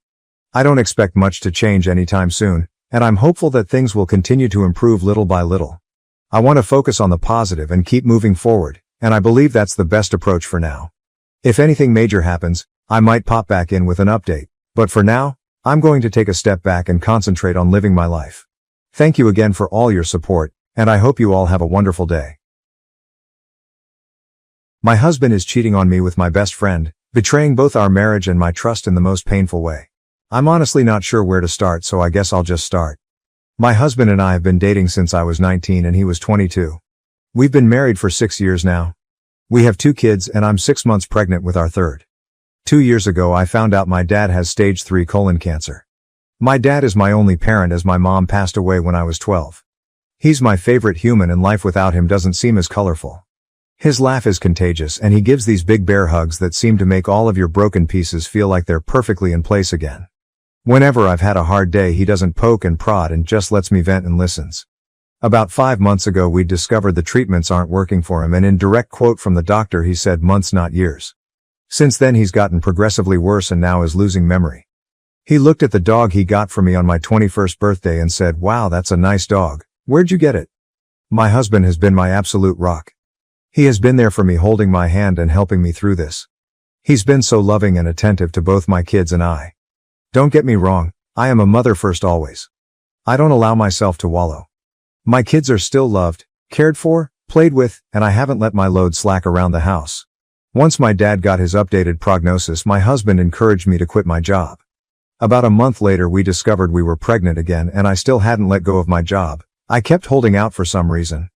After finding out I was pregnant again he assured me it was still okay to quit my job, that honestly it would save us a small fortune on daycare costs anyways. So I did, I quit my job. My best friend and I have been friends since diapers. Her family is like my family and vice versa. My mom and her mom grew up together. We've always been solid and right after my dad's appointment when we found out he had so little time left I drove straight to her house and she held me while I cried for hours. If there are soulmates in friend form, she was mine. Thick as thieves, is what my mom used to say. This morning as I was up with my 3-year-old, he's sick, my husband's work alarm was going off. He has a few he sets so I turned that one off and gently woke him up. He said he was up late working so he took the morning off. Rolled over and went back to sleep. As I went to turn off the remainder of his alarms I saw a text from my friend on his lock screen that said, "I'm assuming since there hasn't been an angry pregnant lady on my doorstep you haven't told her about us yet?" Time froze at that moment. I took his phone and walked away and just read their conversations. 4 months this man has been fucking my best friend. 4 months these people have been lying to my face. And I know what you're going to say, you should have seen the warning signs. But I've been clutching this phone in my hand for 2 hours and nothing. He has been so loving and attentive to me, but he always has been. So kind and gentle.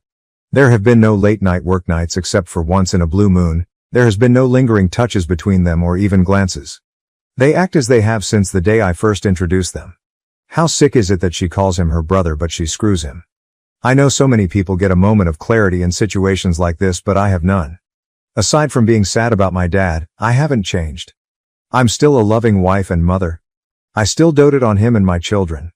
I talk to him about how he is doing and how his day is every freaking day. I haven't allowed the ground to swallow me whole. I know what I have to do now, but I just don't want to.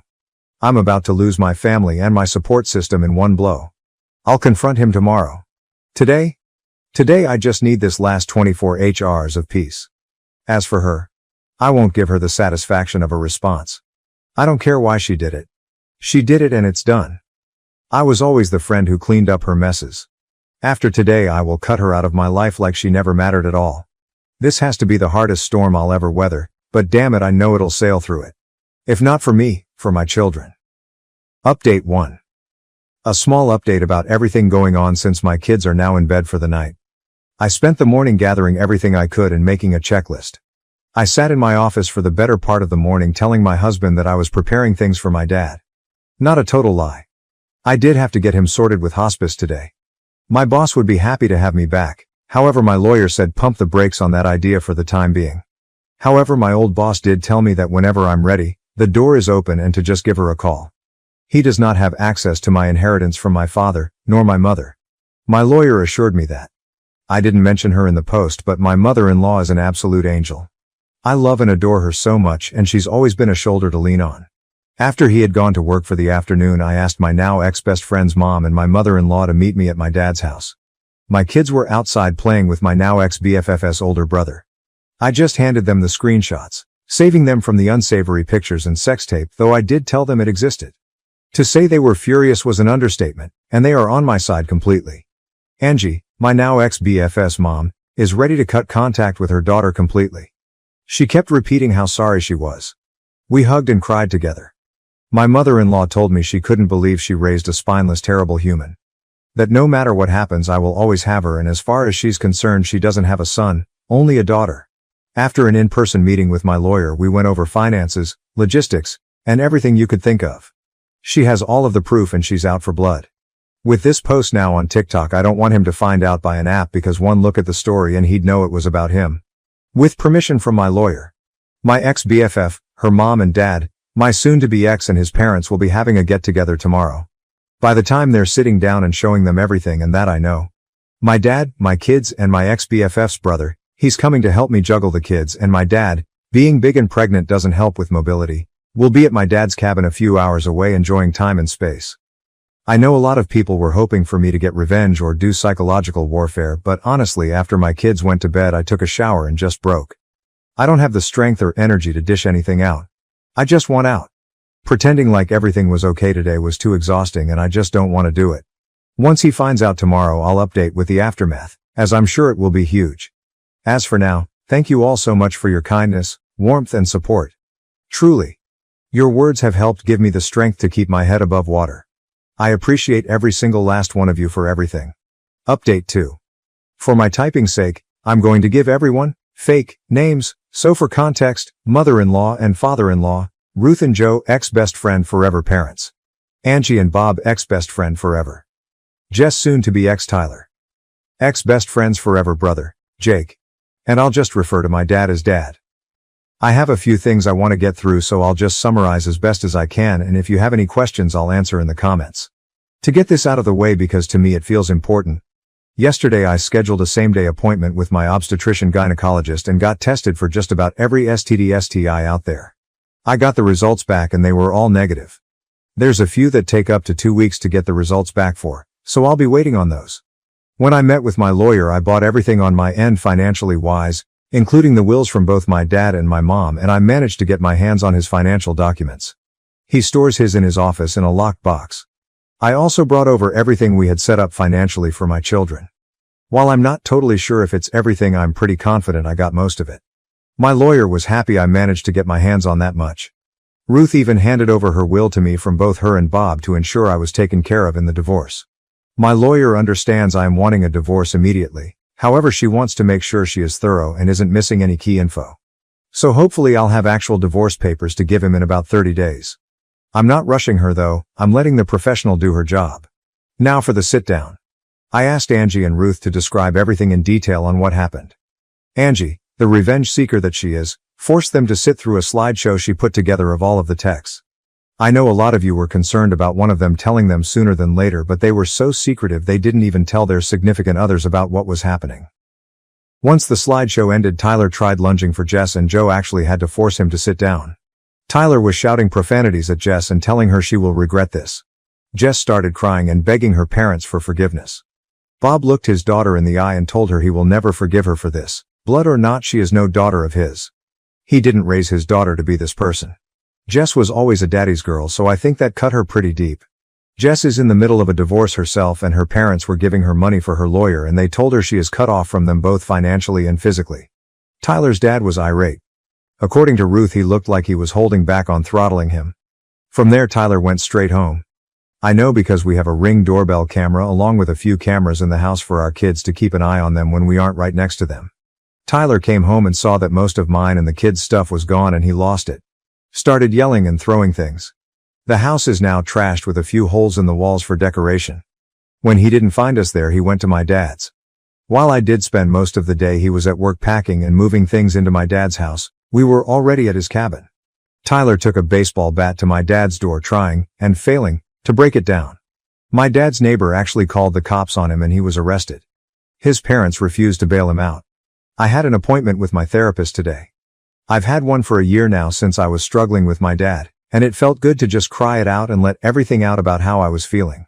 It was very helpful and she gave me a few tools to work through my emotions with this one. I felt very grounded and empowered leaving my session today. I'm also planning on setting up my children with a therapist when we get back from the cabin to figure out the best way to deal with telling them. I know people said I shouldn't, but I will be telling them, just in an age-appropriate way. I don't want there to be secrets and lies between us. I've always been as open and honest as I can with them, again in the most kid-appropriate way. Just because they're small humans, they're still humans and still deserve the truth. I had a handful of comments telling me I should stay and every man cheats. I should work things out because most of our marriage was good. I refuse to believe all men cheat. My parents were married for 20 years and after my mom passed, my dad never moved on. I watched my dad love my mom for 12 of those years and cherish her. I will not accept anything less than that kind of love. He never cheated, nor did she. While I'm not sure when I'll be ready to move on, falling in love is the absolute last thing on my mind at the moment. I refuse to let Tyler win and destroy love for me completely. I will move on from this. Jess started blowing up my phone demanding I fix this situation and immediately blaming me. My lawyer told me to not block texts just in case they spill out additional info I was missing. She was playing the poor me card very hard. The thing is though, I never influenced Angie and Bob to cut contact with their daughter. They made that choice on their own. She actually started blaming me for stealing the love of her life. I introduced them when Tyler and I started dating, so not sure where that came from, and that Tyler is only with me for the kids. Honestly, I knew she was just trying to hurt me at that point. I didn't give her the satisfaction of responding though. Between her and Tyler I have about 200 missed calls. Tyler went from begging and pleading me to forgive him. Like I said, I didn't have divorce papers to hand him, so he's stuck in this unknown gray area. I also asked Angie and Ruth to not say anything about the divorce to him yet. Purely just for my satisfaction, honestly. I know it's slightly petty, but keeping him in that gray area of not knowing is my small revenge to him. To threatening to call the cops on me for kidnapping, telling me Jess wasn't the only one, bingo, just what I was looking for, to telling me I'm a stuck-up bitch, to threatening me, to back to begging me for forgiveness. Honestly, it was just a whiplash reading those texts. I'd be lying if I said that those texts didn't hurt me and terrify me all at once, but I refuse to let them break me. As for both of them together, I don't think he's going to stay with her. I think he blames her for blowing up our marriage, honestly. Who knows though, they deserve each other. I was initially okay to do a 50-50th split with Tyler for custody, but after his reaction I don't feel comfortable with that, so I'll likely be going for full custody. Jake has about 30 days of leave he's saved up and he's going to be using them to help the kids and I get settled at my dad's house, and honestly to be there in case Tyler tries showing up going crazy again. He's been such a big help to the kids and I lately, and I'm forever in his debt for this. Last night after the kids went to bed he hooked up his Xbox and we played a game called Diablo 4 together to help me take my mind off of things. It was fun. However, he did sort of confess that he's always had feelings for me somewhere in the midst of things, but also told me to not say or do anything back. He understands a relationship or anything like that isn't on my mind and won't be for a while. He isn't wrong, but just that he's felt that way since we were teenagers and just wanted to get it off his chest. Thank you again. Seriously, your comments, your support, your messages, all of it has been one giant breath of fresh air. Just knowing I have a whole online community willing to go to bat for me has kept me treading water these last couple days. Your comments have popped in my head when I felt like just giving up on leaving him because it's so hard, and gave me so many great points and helpful advice. I know I deserve more and I can't accept his actions. And to the people who commented relating to my situation, my heart goes out to you all. This pain is awful and I hate that so many of you can relate, but your stories have resonated deep within me. You all keep commending me for my strength, and my personal favorite is telling me how proud of me you are.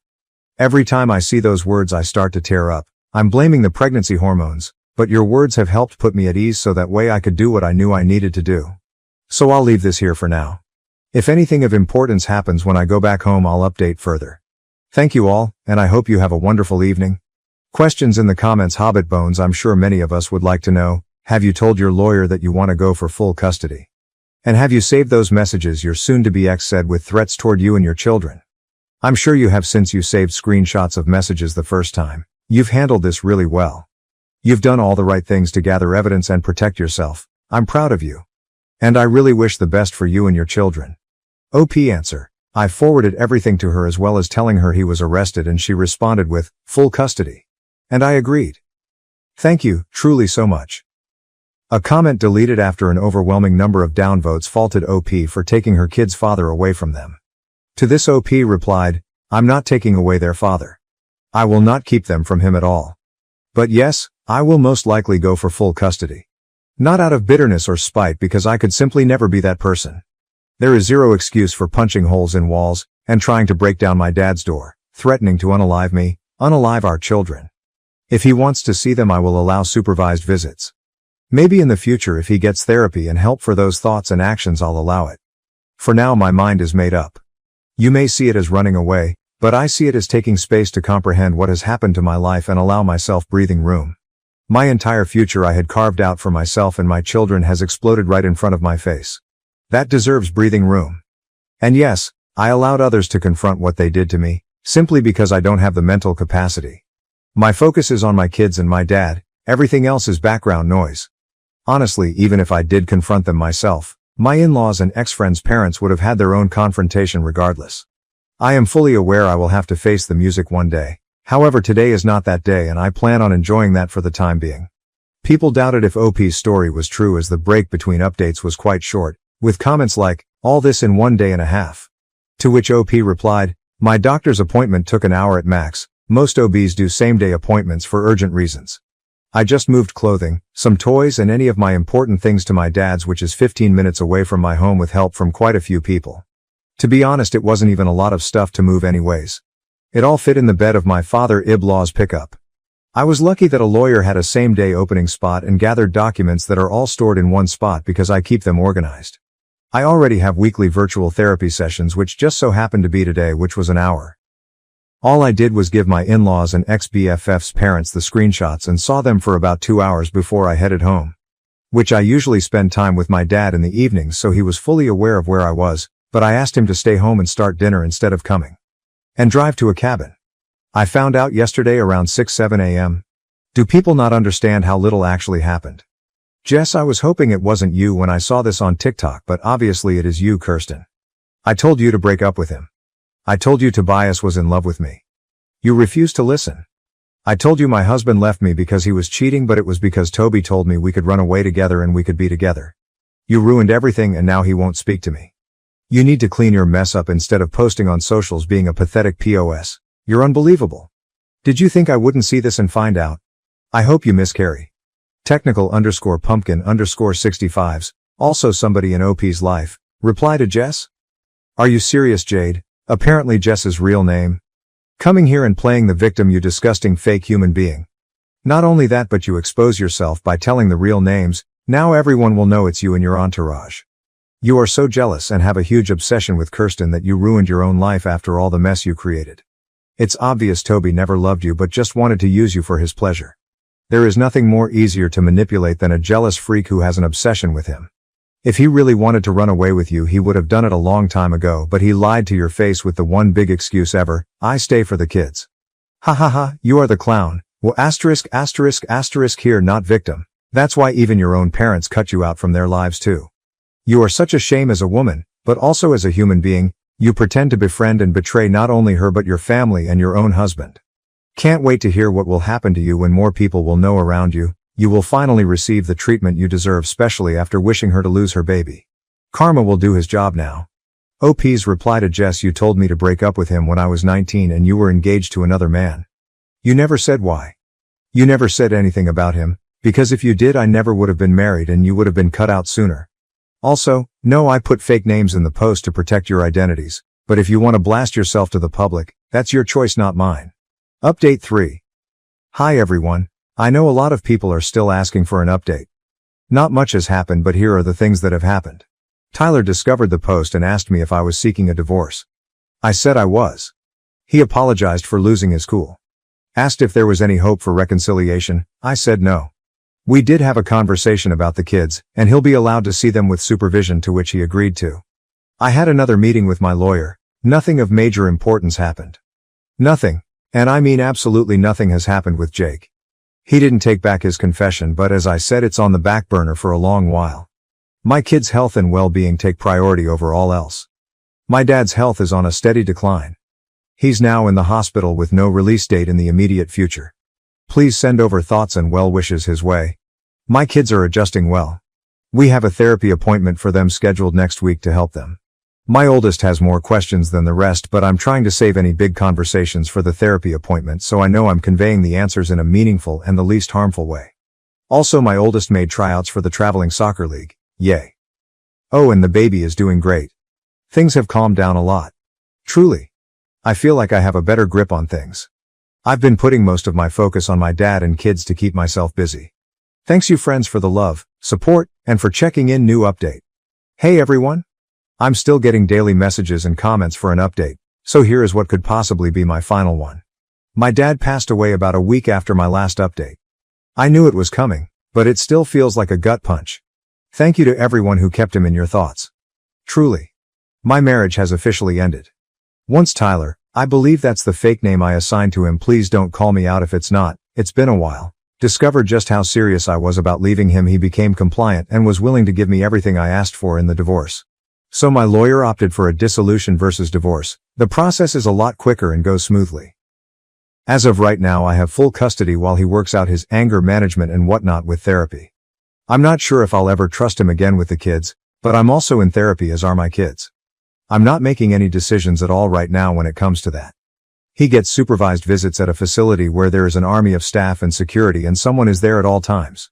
That's once a week, and he does get video calls twice a week. The kids are adjusting pretty well. There are days when I think it affects them more, but they've suffered some big losses, so it's to be expected. I did decide to give the baby my dad's first name though. It just felt right. But the baby is doing so very well and is thriving despite the amount of stress I've had going on.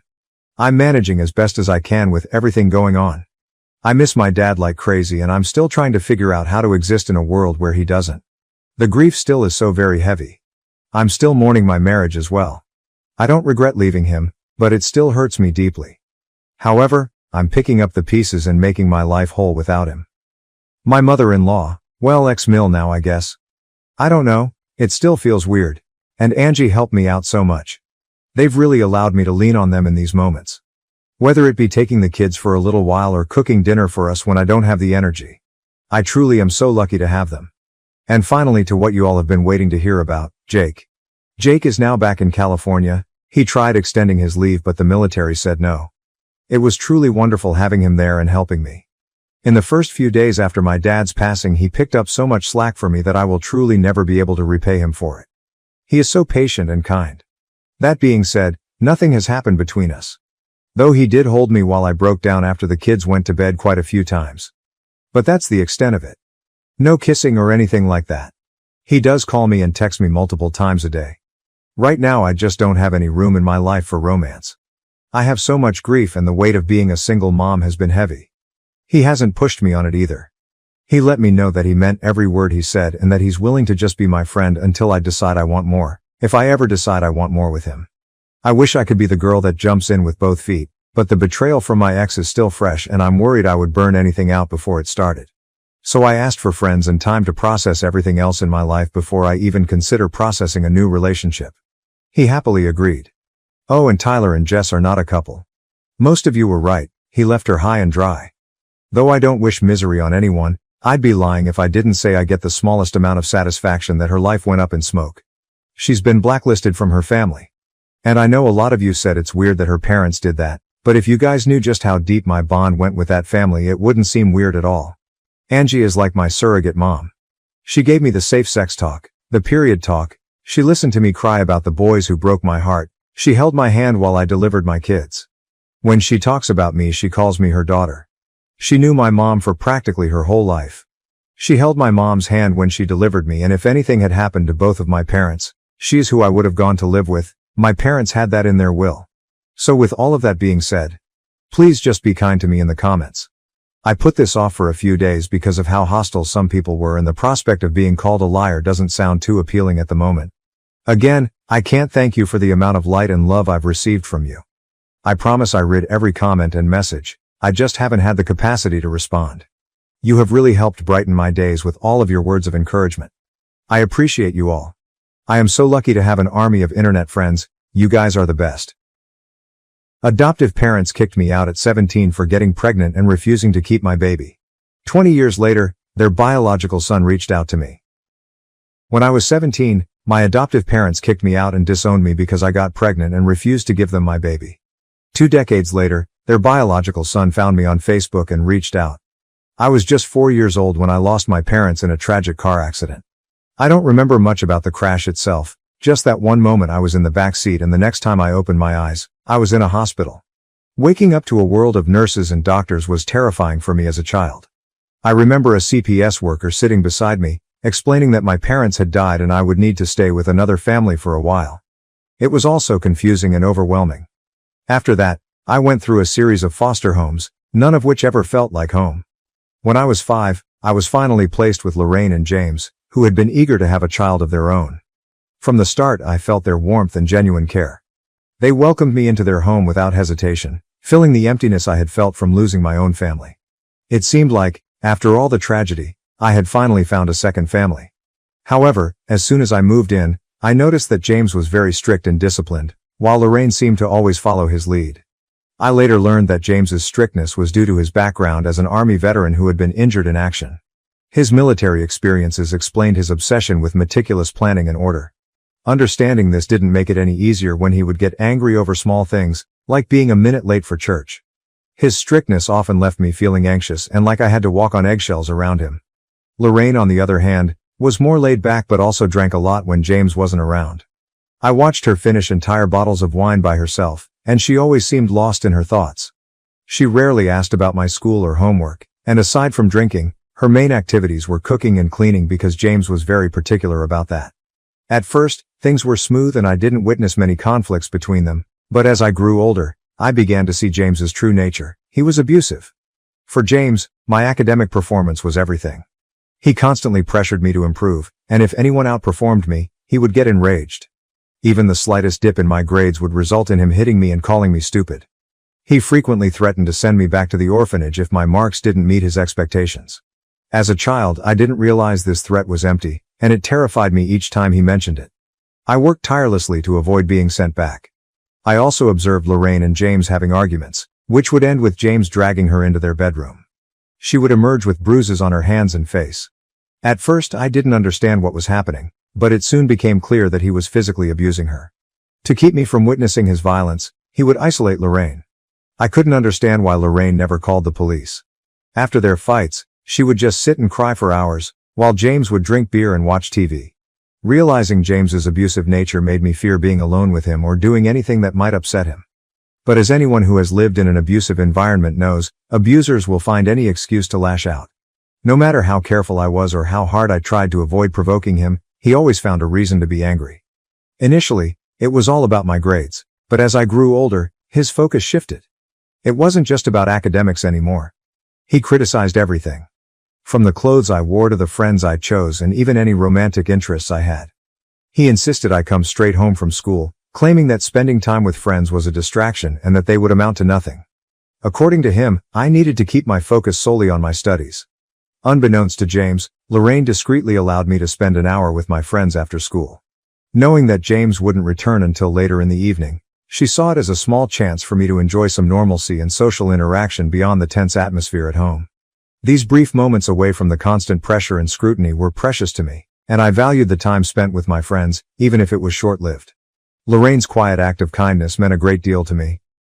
However, things took a turn for the worse when James lost his job.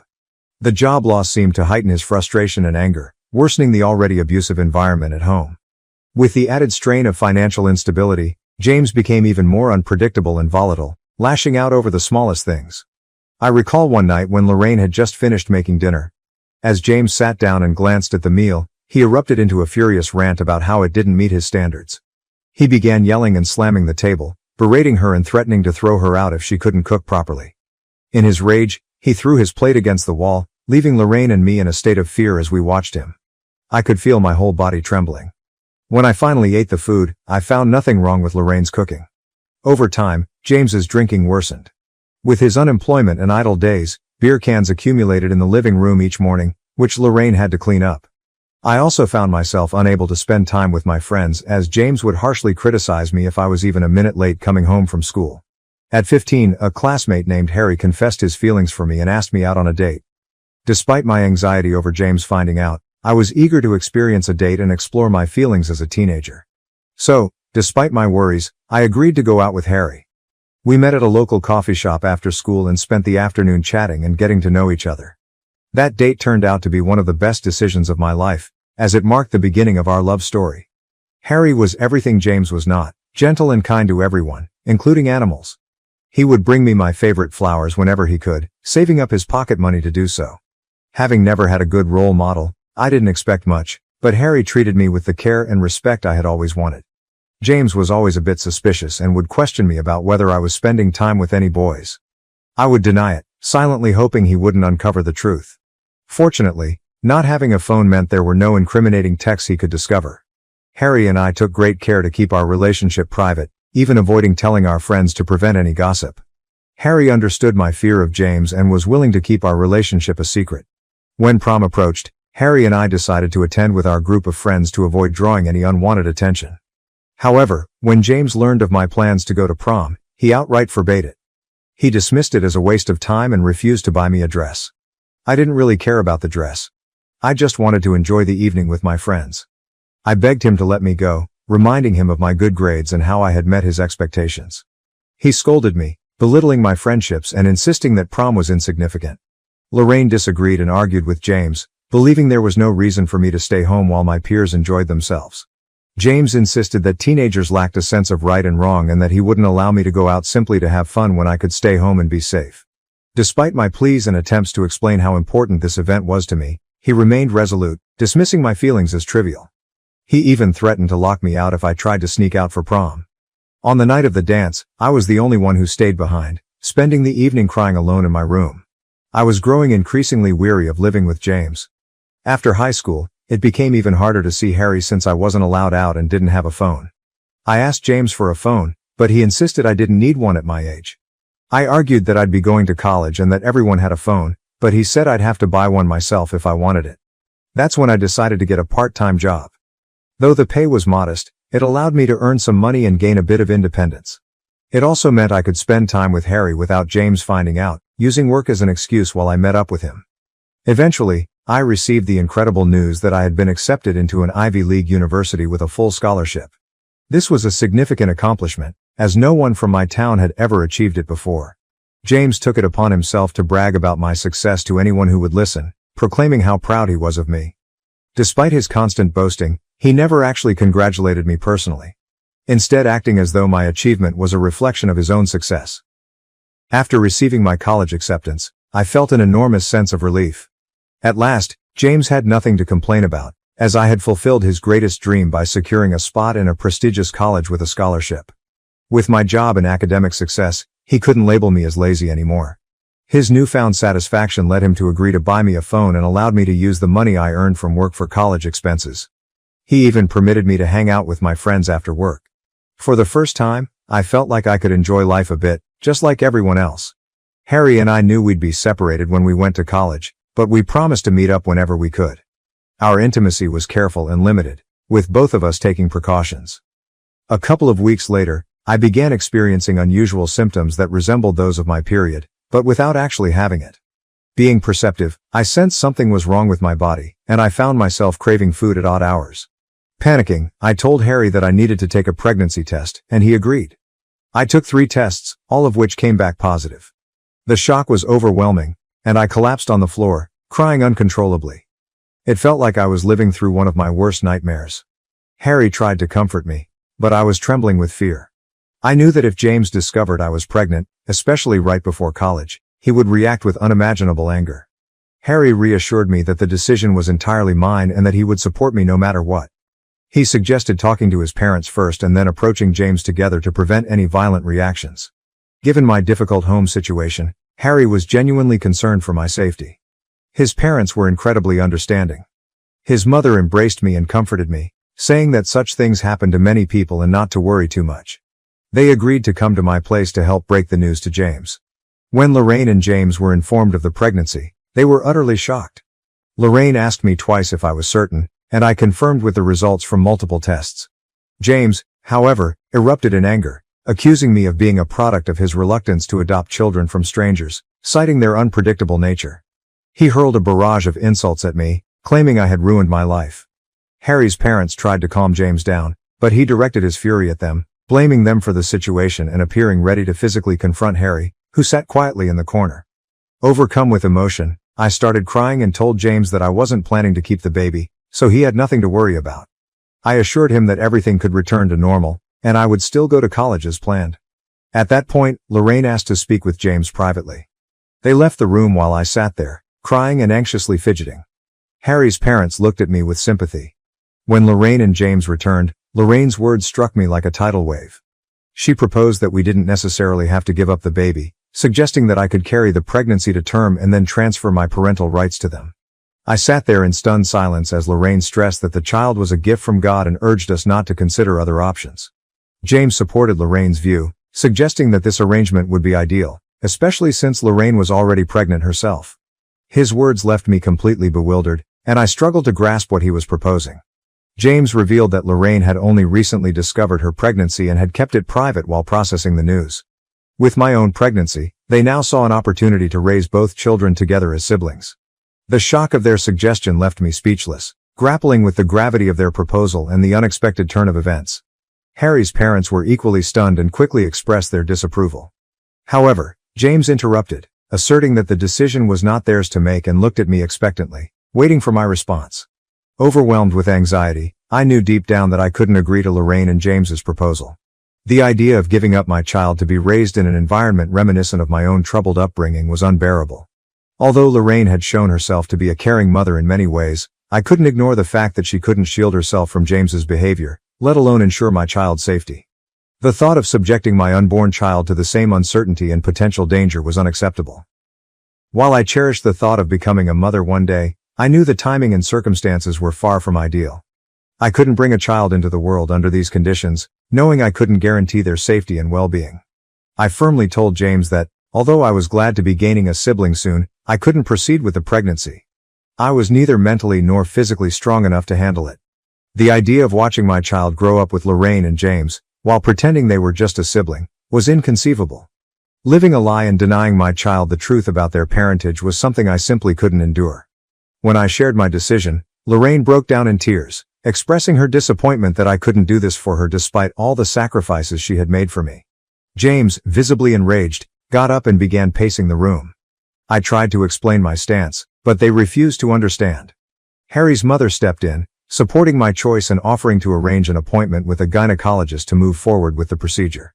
Lorraine's crying intensified, and James started shouting, asking if I was satisfied now that I was causing her so much pain. He then demanded that I pack my things and leave the house. My shock was palpable as James declared he was fed up with me, accusing me of being ungrateful and selfish for not giving them my child. Harry's parents gently urged me to pack up quickly, clearly troubled by James's volatile behavior. I hurried upstairs to gather my important documents, photo albums, and as many clothes as I could. When I came back downstairs, James warned me to take whatever I could carry because he planned to throw out and burn the rest of my belongings the next day. I tried to speak with Lorraine, but she wouldn't even look at me. As I left, James told me I should never come back. I was bewildered and heartbroken, unable to understand what I had done to warrant such ruthless rejection. Harry and his parents generously offered me a place to stay, and I returned to their home. The following days were a blur as they took me to the gynecologist, where we scheduled the necessary procedure. It was a difficult decision for both me and Harry, but given the circumstances, we knew it was the best choice for our future. After the procedure, I spent a few days recovering with Harry by my side, offering unwavering support. He and his parents were incredibly kind and did everything they could to help me through this challenging time. Throughout this ordeal, James and Lorraine never reached out to me. When the day came for me to move into college, I texted James, hoping he might have forgiven me by then. Instead, he responded with harsh words, calling me a failure and a disappointment and accusing me of turning into a prostitute. He said he didn't want his biological child to end up like me. His cruel message cut me deeply, and I cried for hours. They had been the only parents I knew, and now, with their own children on the way, they had severed ties with me. My college years were challenging but ultimately rewarding. I juggled a part-time job with my studies, working hard to maintain my grades. It was tough, but I was determined to succeed. Fortunately, Harry kept his promise and supported me throughout. He would visit me at college whenever he could, and his constant encouragement helped me through the rough patches. During holidays, his parents often invited me to spend time with them, and they began to feel like family to me. I graduated with honors, achieving the distinction of KL, and Harry and his parents were there to celebrate my graduation. I secured a good job in my field, and it was a proud moment knowing all my hard work had paid off. Harry and I eventually moved in together, and our relationship grew stronger with time. We supported each other through life's ups and downs, and after several years, we decided to get married. Our wedding was a beautiful celebration of our love and commitment, surrounded by our closest friends and family. I didn't even consider inviting James and Lorraine to the wedding. As a married couple, Harry and I have continued to build our life together. Recently, we took a significant step by buying a new house and renting out our old one. Our new home has become a cozy haven where we create new memories and plan for the future. We bought the new place to be closer to Harry's aging parents, who have become like family to me as well. I want to be there for them in any way I can. It's been almost 20 years since James and Lorraine kicked me out, and I barely remember them now. Over the years, I haven't dwelled on them much, though I do recall spending my first year of college grieving their absence. By my second year, I resolved to forge a new life for myself, free from their rejection. It was painful, and building this life on my own took immense strength. They've never reached out to me, and I haven't felt the need to check in on them either. Throughout these years, Harry has been my steadfast companion and partner in every sense. Although we never had children, our two beloved dogs have brought us immense joy. We visit Harry's parents every other weekend and frequently enjoy trips and discovering new restaurants together. Looking back, I feel that my life has turned out well, and I wish I could embrace my 17-year-old self and reassure her about her future. Recently, I received a friend request on Facebook from someone named Matt with a surname that seemed familiar. When I checked his profile, I was taken aback by how much he resembled James. I accepted his request and he sent me a greeting. I replied, and he soon asked if I knew anyone named James and Lorraine. My heart raced as I realized he was their son. Nervous yet determined to be honest, I confirmed that I knew them since they had adopted me when I was 5. Matt expressed a strong desire to talk if I was comfortable, so I agreed and gave him my number. When he called, the conversation started off awkwardly, but Matt soon shared that he had always known about a child his parents had before him because he had seen my pictures in the family photo album. Whenever he asked about it, his parents would dodge the question. He had been searching for me for a long time, having learned my name from our hometown, and he had recently stumbled upon my profile by chance. His sole reason for reaching out was to uncover the truth. As I recounted the painful events of my past, including how his parents had asked me to give up my child and then expelled me when I refused, I could feel the weight of the emotions. I described their absence from my life over the years and how I had managed to cope thanks to the support of my husband's parents. The conversation was emotionally charged, and I revealed long-buried feelings. Matt's voice conveyed shock and disbelief as he absorbed my account. After a period of silence, he told me he had no idea his parents had treated me so cruelly. He had always believed their story that I had left on my own accord. He thanked me sincerely for my honesty and apologized on behalf of his parents, expressing regret for the pain they had caused me. Since our conversation, I felt grateful for Matt's effort to reach out and his understanding, which has brought me some comfort and validation. However, I worry about how James and Lorraine will react when they learn that I've shared the truth with Matt. Did I make the right choice in revealing everything, or would it have been better to keep silent? Update 1. I wanted to share that my initial concerns were valid. Within just 24 hours of Matt reaching out to me, Lorraine and James began bombarding me with calls and texts. Since I've kept the same number all these years, it was relatively easy for them to find me. Their messages have been filled with anger and accusations, mostly centered around why I disclosed family secrets to Matt. James's message, in particular, was harsh, insisting I should have kept quiet as I had for years and not interfered between him and his son. Overwhelmed and unsure of how to handle the situation, I've been dodging their calls and messages, uncertain of the best way to address this unexpected confrontation. Update 2. I informed Harry about the situation. He was unaware of Matt's outreach and, upon learning that I had shared our past, he felt I shouldn't have done so. His concern wasn't about the truth being wrong but rather that James was clearly unstable and that this revelation would only stir up unnecessary drama in our lives. I also spoke with Matt, who told me he confronted James and Lorraine after our discussion. They attempted to deny everything, labeling me as a liar and accusing me of using them until I could escape to college. Despite their claims, Matt didn't believe them and told them to stay away from his family. He also informed them he would be cutting them off financially. Matt revealed that he and his wife had recently adopted twins, but James and Lorraine had refused to visit them, which had made Matt question their behavior. After learning about my past, Matt understood why they might have been unhappy with his adoption. He assured me he would ask them to leave us alone and extended an invitation for me to visit his twins whenever I could. He expressed a desire to get to know me better, given our sibling connection. I'm touched by his kindness and might take him up on his offer to visit his family with Harry. Update 3. It's been 7 months since my last update, and for those asking, here's what's new. I decided to block James and Lorraine from all communication channels, which has stopped their threatening messages. Matt intervened and spoke to them, so they had no choice but to back off. Harry and I have visited Matt and his wife at least 4 times over the past few months. Each visit has been warm and welcoming, and we've spent hours reconnecting, sharing stories, and bonding over our childhoods. I've also had the joy of spending time with Matt's twins, who are delightful.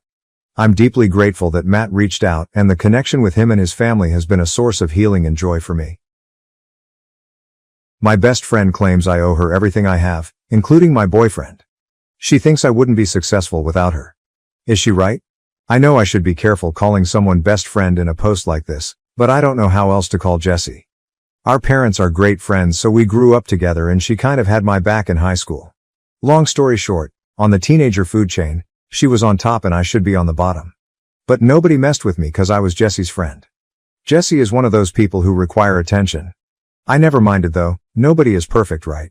But now that I have my first real boyfriend, she doesn't know how to behave. Every time we are together she is really handsy. Always touching his arms, running fingers through his hair, complimenting him.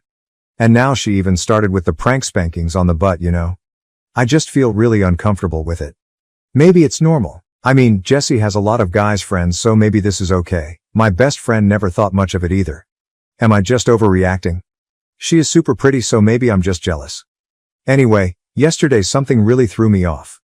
Best friend had to do some work and I had a book thing, hobby. So we decided to meet later at a friend's house. They were getting together to drink and so on. Best friend finishes work early and calls me, but I don't really need him to come over to the book thing. I know he doesn't like it, so I just tell him to go to friend's house. Then I start getting texts from Jessie all like, "Girl, you gotta come to this party now. Your best friend is wasted. LOL. LOL. We so drunk you need to come and stop us. I can't behave myself if you don't get here soon." And so on. The book thing took longer than I thought and I was just getting mad and madder, but I am a very non-confrontational person, so I deal with it. I call best friend when it's over, cause I don't feel like going to this party anymore, but I was his ride, so I ask him if needs me to come pick him up. He says, sure. I get there and don't even go inside. I am ready to release the hounds of hell on him. But he gets in my car and he is stone cold sober. I ask him if he was drinking and then show him Jessie's texts. He gets super upset and says she was lying. He wasn't even hanging directly with her, but catching up with a friend who just came back to town. He says I should have texted him letting him know what she was saying so he could confront her about it, since you don't ever seem to be able to give that girl some boundaries, his words. Now I am thinking maybe I should talk to Jessie. But maybe she was just drunk and annoying me cause she wanted me there. I don't know. I mean, this girl was really nice to me growing up when she could have been a bitch. I don't like how she behaves around him, but at the same time I don't want it to look like I don't trust her. Is there a polite way of going about it? Or I should maybe wait and see if this happens again? Am I overreacting? Too long. Didn't read old friends are handsy with my boyfriend, and it upsets me, but I don't know if I should tell her or how. Update. Thanks to everyone for your comments and help. I decided to talk to Jessie and posted a development to the story update 1 yesterday. I posted here about how my best friend Jessie is a bit handsy with my boyfriend and it makes me feel uncomfortable. Too long. Didn't read as she touches him a lot and sent me inappropriate messages when she was at a party with him. I am very thankful to all those who commented, especially the ones who encouraged me to say something and what. I don't like arguments, so those were very important to me. Thank you. Last night we were alone because she wanted me to help her choose clothes for an event. I was at her place, so I thought I should say something. I wanted to say something. I was very polite and just said that I knew she meant no harm, but I didn't feel good about it. So I asked her if she could tone it down. I should have said stop, but I guess I'm weak. She didn't really say anything mean, but her attitude was a bit off, I think. She was looking at me in a scornful kind of way, and the way she smiled once I was done talking. It just felt weird. She didn't say anything else but, okay, and we just moved on to choosing her clothes and I left after. We were supposed to go get something to eat but she said she was tired. I am not dumb, she was hurt. So I texted a common friend, more her friend than mine, and without getting into details, I just told him that I talked to Jess about something that was important to me but that I was afraid she may have gotten the wrong idea from it. The common friend said, look, I don't want to get involved, but you should watch it. I asked what he meant, he said nothing, just watch it. A little while after that he texts me back and says changed my mind, I do want to get involved. And sends me a bunch of prints of texts going back and forth between him and Jessie. It basically starts with him asking her if the two of us had a fight, 'cause I was worried. He was kind with his words, I don't mind him stepping in. And then just a non-stop stream of her being horrible. She says I had a big mouth and was judging her behavior 'cause I'm a prude who doesn't know how to be around guys. How she taught me everything I know about having a life and how dare I tell her what she can or cannot do, or how I should thank her for even having a boyfriend at all. Common friend actually called her out for being rude and no friend of mine. After the prints he told me I'm done with her, I give up and you should watch it. He also said it was okay if I told her I had the prints. I didn't though, didn't know what to say. I mean she is not 100% wrong, but even though I know that, it really hurts to read those. This morning I woke up and saw she texted me late at night. She says she knows Pete sent me the prints and she didn't mean to be rude, but it's ridiculous that I'm jealous of her because if she wanted my best friend she could just have him, you want me to prove it. So I'm being silly and should drop it, is what she meant. She ends it with kisses and a joke. So I don't know if she was being playful, apologizing, threatening or being pragmatic. I didn't answer her yet. I don't know what to say. Should I even say something? Or should I just let it go? I wish I could talk to someone about this but I am very private. I usually go to Jessie with these things. Help? Too long. Didn't read asked an old friend to stop being so handsy with my boyfriend. She took it the wrong way and told a common friend I got no business telling her what to do since I owe her so much notable comments.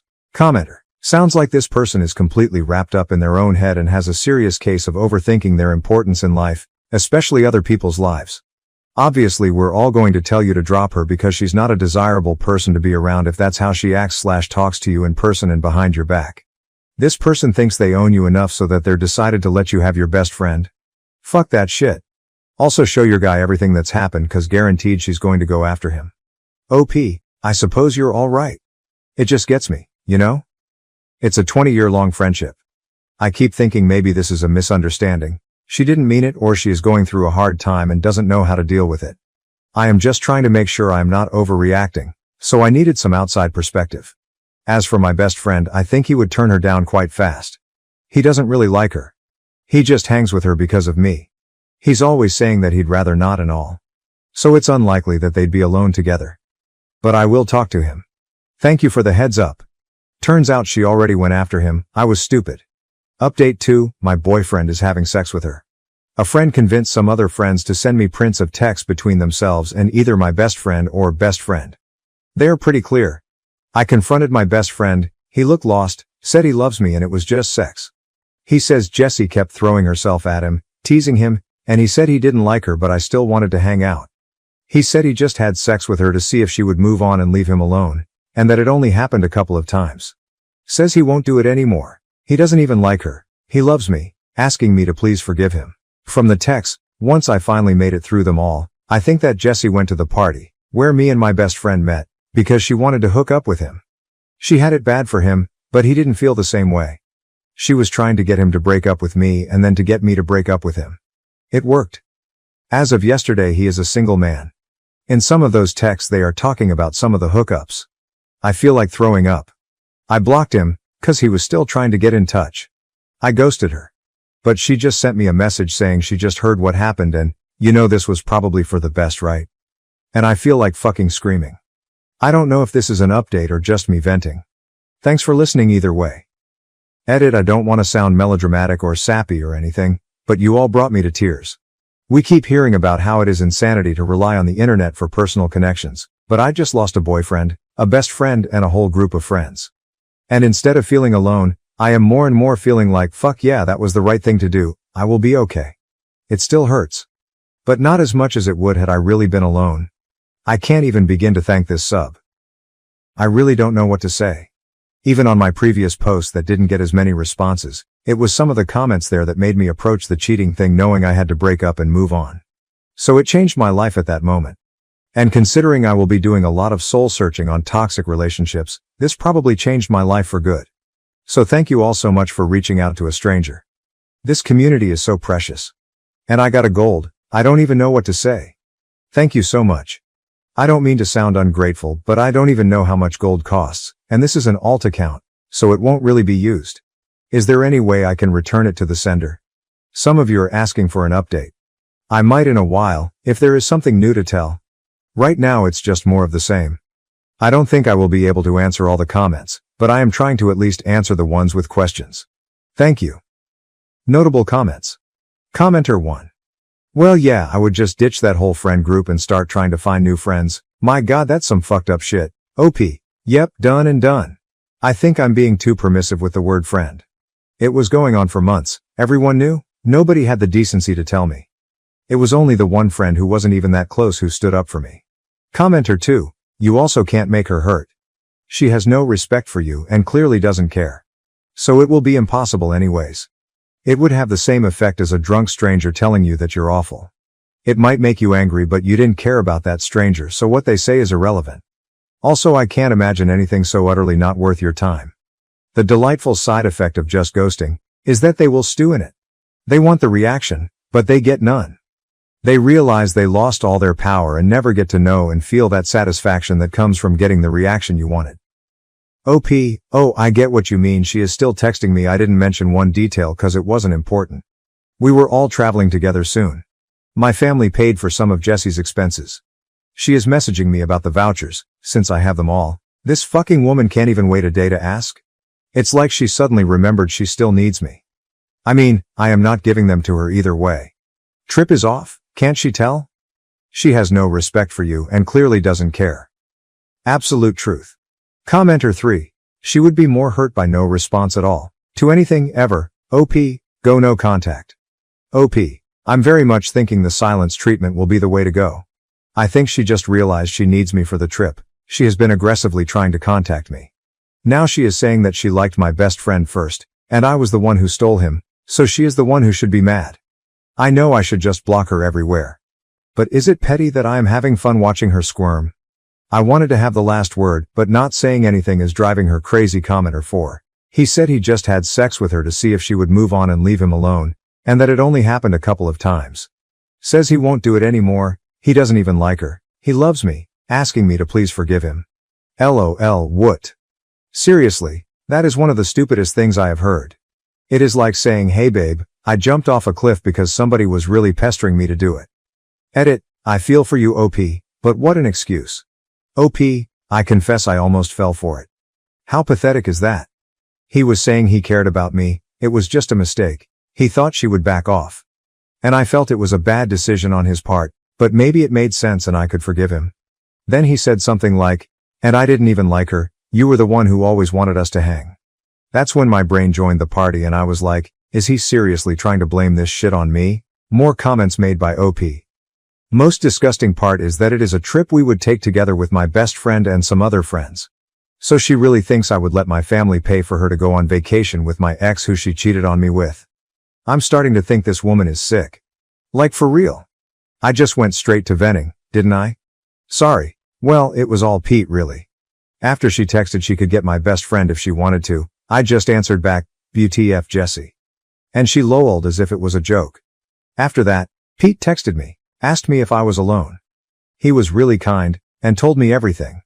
Said he had proof and asked if I wanted to see it. I said yes. He had gone after our friends and convinced them to send him prints.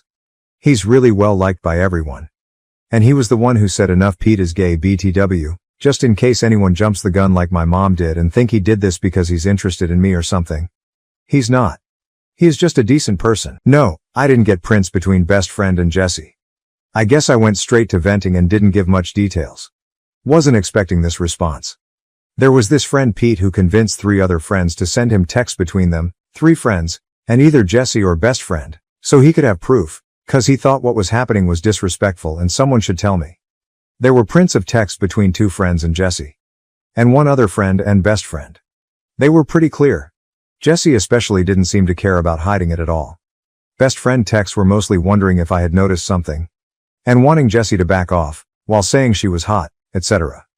There was nothing 100% confirmation on his side. It wasn't a talk between him and one of his closest friends, so it was kind of generic. But when I confronted him, I said I had prints, without saying what they showed, and he just confessed. I really appreciate the prints. It was ultimate evidence. But I don't think they did it for me. It's a Pete thing, you'd have to know him to understand. He's the stand-up guy who is everyone's friend. He is a huge person. I think they sent the prints because it was something, for him, you know? He was the one leading the charge and dealing with consequences. If it were just me, I don't think they would have done it. Update 3. I said I'd come back if anything relevant happened. EX best friend kept trying to get in touch through common friends. They kept asking me to unblock him and at least hear him out, 'cause he was really sorry. He loved me. He was a mess. He didn't mean to. Someone even went as far as to ask me if I was really sure it happened. They offered to send me prints of texts where he was talking about me, so I'd see how he always had great things to say and how much he cared. But I've had it with the print screen drama for life and said no. To the ones who insisted, I told them I wasn't unblocking him, had nothing to say or hear, and if they kept pushing me, I'd block them too. I ran into my EX best friend at this book thing I go to often, hobby of mine. Maybe I'm being presumptuous, but I think he went there for me. He didn't really have any business there, but I'm just speculating really. He asked if I had a few minutes for coffee. I said I was late. He walked me to my car. He looked so good, smelled great. He was so sweet. Was even wearing his hair the way I like it. I feel horrible because even after everything, I still like him. He apologized some more. Said he knew I needed time and space but asked if I'd consider giving him another chance 'cause he would wait for me. Said he would never talk to Jesse again. And would act like they had restraining orders against each other. And I just found it really funny how everything he was saying required me trusting him. Which I don't. So I told him I wasn't interested anymore and he should move on. I wish I said something snappier or wittier. But I had nothing. This was Saturday. I haven't heard from him or friends since. I think that was that. Jesse also kept trying to talk to me. Like I told some of you in the comments, I had a trip coming up. It would have been me, Jesse, EX best friend, and a few friends. Since Jesse couldn't afford it, my parents paid for most of her expenses. She must have remembered this right after everything went down and panicked because I had everything, vouchers, confirmation emails, credit card info. She went crazy. Even showed up at my place. I wasn't home and my roommate told her to fuck off. Exact words. I didn't block her at first 'cause I admit I was having some fun watching her despair. I talked to my mom and she was amazing. Told me I should cancel everything even if it cost us money. It was fine. So I did. And for one last bit of print screen drama. I printed all the emails I got confirming cancellations and sent those to Jesse with the word bye, before blocking her. My roommate has been amazing. We were never really close and now I don't even know why. She canceled plans with her friends to stay with me and invited me to go out with them next weekend. A few of you suggested I see a therapist and I did, yesterday. I really liked it. It was just one appointment and I mostly just talked, but it felt good. She gave me homework. She talked a little about unhealthy and abusive relationships and asked me to think about my friendship with Jesse and try to point out what was healthy and what was unhealthy about it. Made me realize she was never really my friend. She was taking advantage of me for years and she even had me thanking her for it.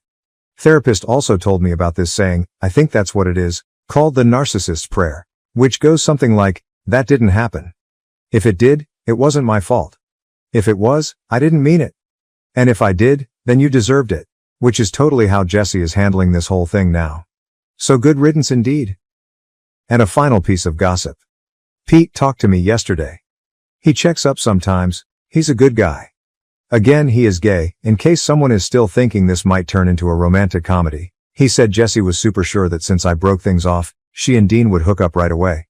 But apparently he doesn't have the same plans and that freaked her out over the weekend. Pete says he really is a mess and went out drinking hard 4 nights in a row to the point he had to be carried home by his pals. And yesterday, they all went out for lunch at this burger place. Jessie was going to run her fingers through his hair or something and he just pushed her away and told her to stop and to never touch him again. Great that now he manages to do that, huh? I guess in the end he really did like me in his sick way. The thing is, I don't want to be with someone who likes me in a sick way. I want to be with someone who likes me in a healthy way. I think I deserve that.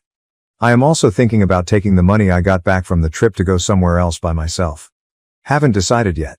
Anyway, this will be the final update on this, since it is unlikely that I will have anything new to add. Now I think I just need time to heal and let go, you know?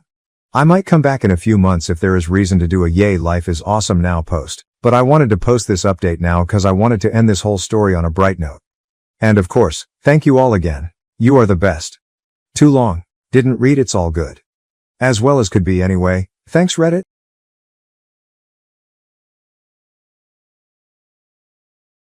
My boyfriend lied to me about having a vasectomy, which got me pregnant. And now I feel disgusted when I touch him. I, female 34, have been in a relationship with Finn, male 47, for a little over a year. I live on my own and he lives on his own, but occasionally I spend the night at his place. Finn is handsome, fit, funny, and charitable. His kindness was what caught my attention. He was just a very thoughtful and kind man, and I love that about him. I have struggles with PTSD, so I don't feel comfortable with intimacy until I feel safe and trust that person.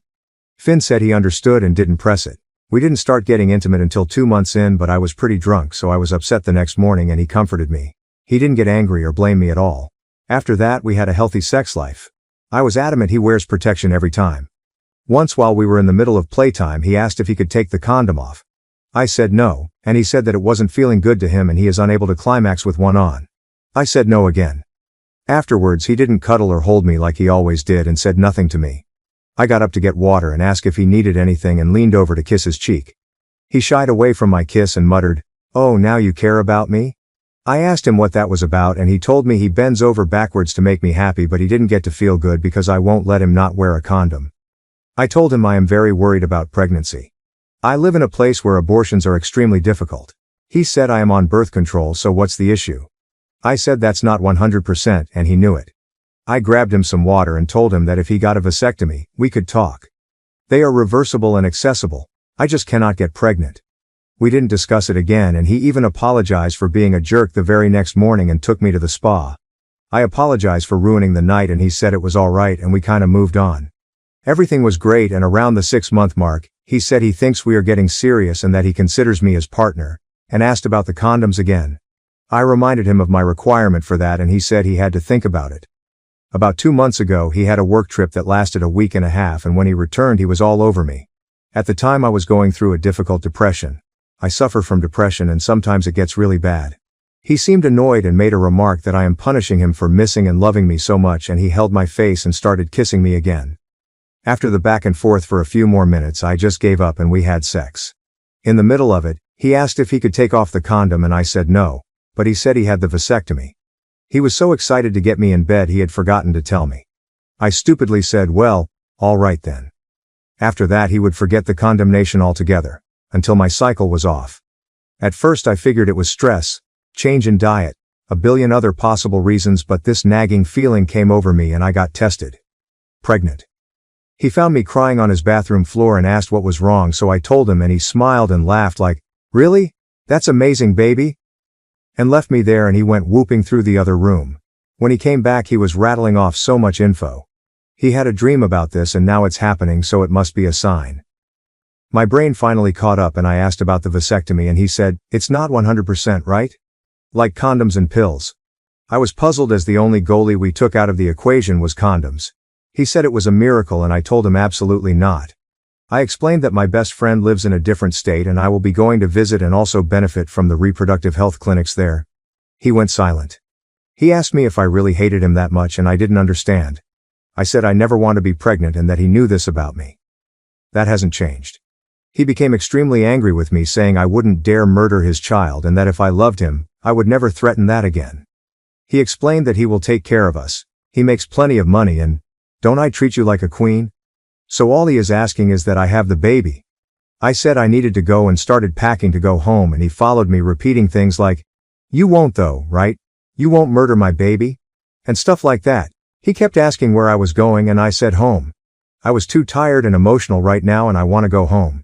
He stepped in the doorway and said no, and we needed to talk about this. I started to get upset as he was blocking me and I felt trapped. I asked him to move and he said no. I asked him again, "I want to go home, and he said no again. He said, "You are not leaving, what part of that don't you get?"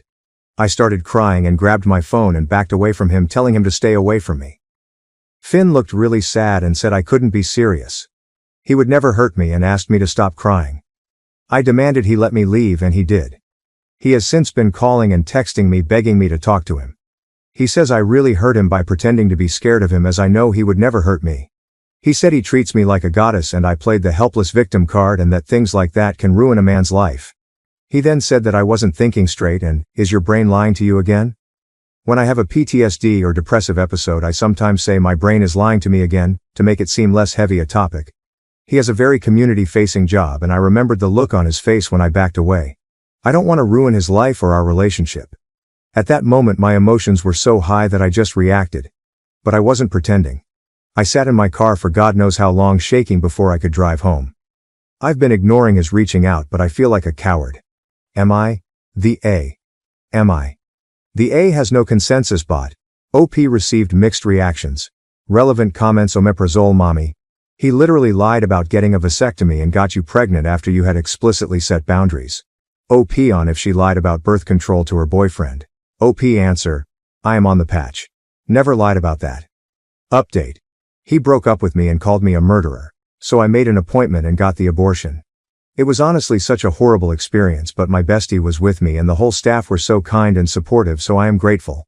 Thank you to those who encouraged me to get it done. It was awful, but pregnancy and being trapped with him would have been much worse.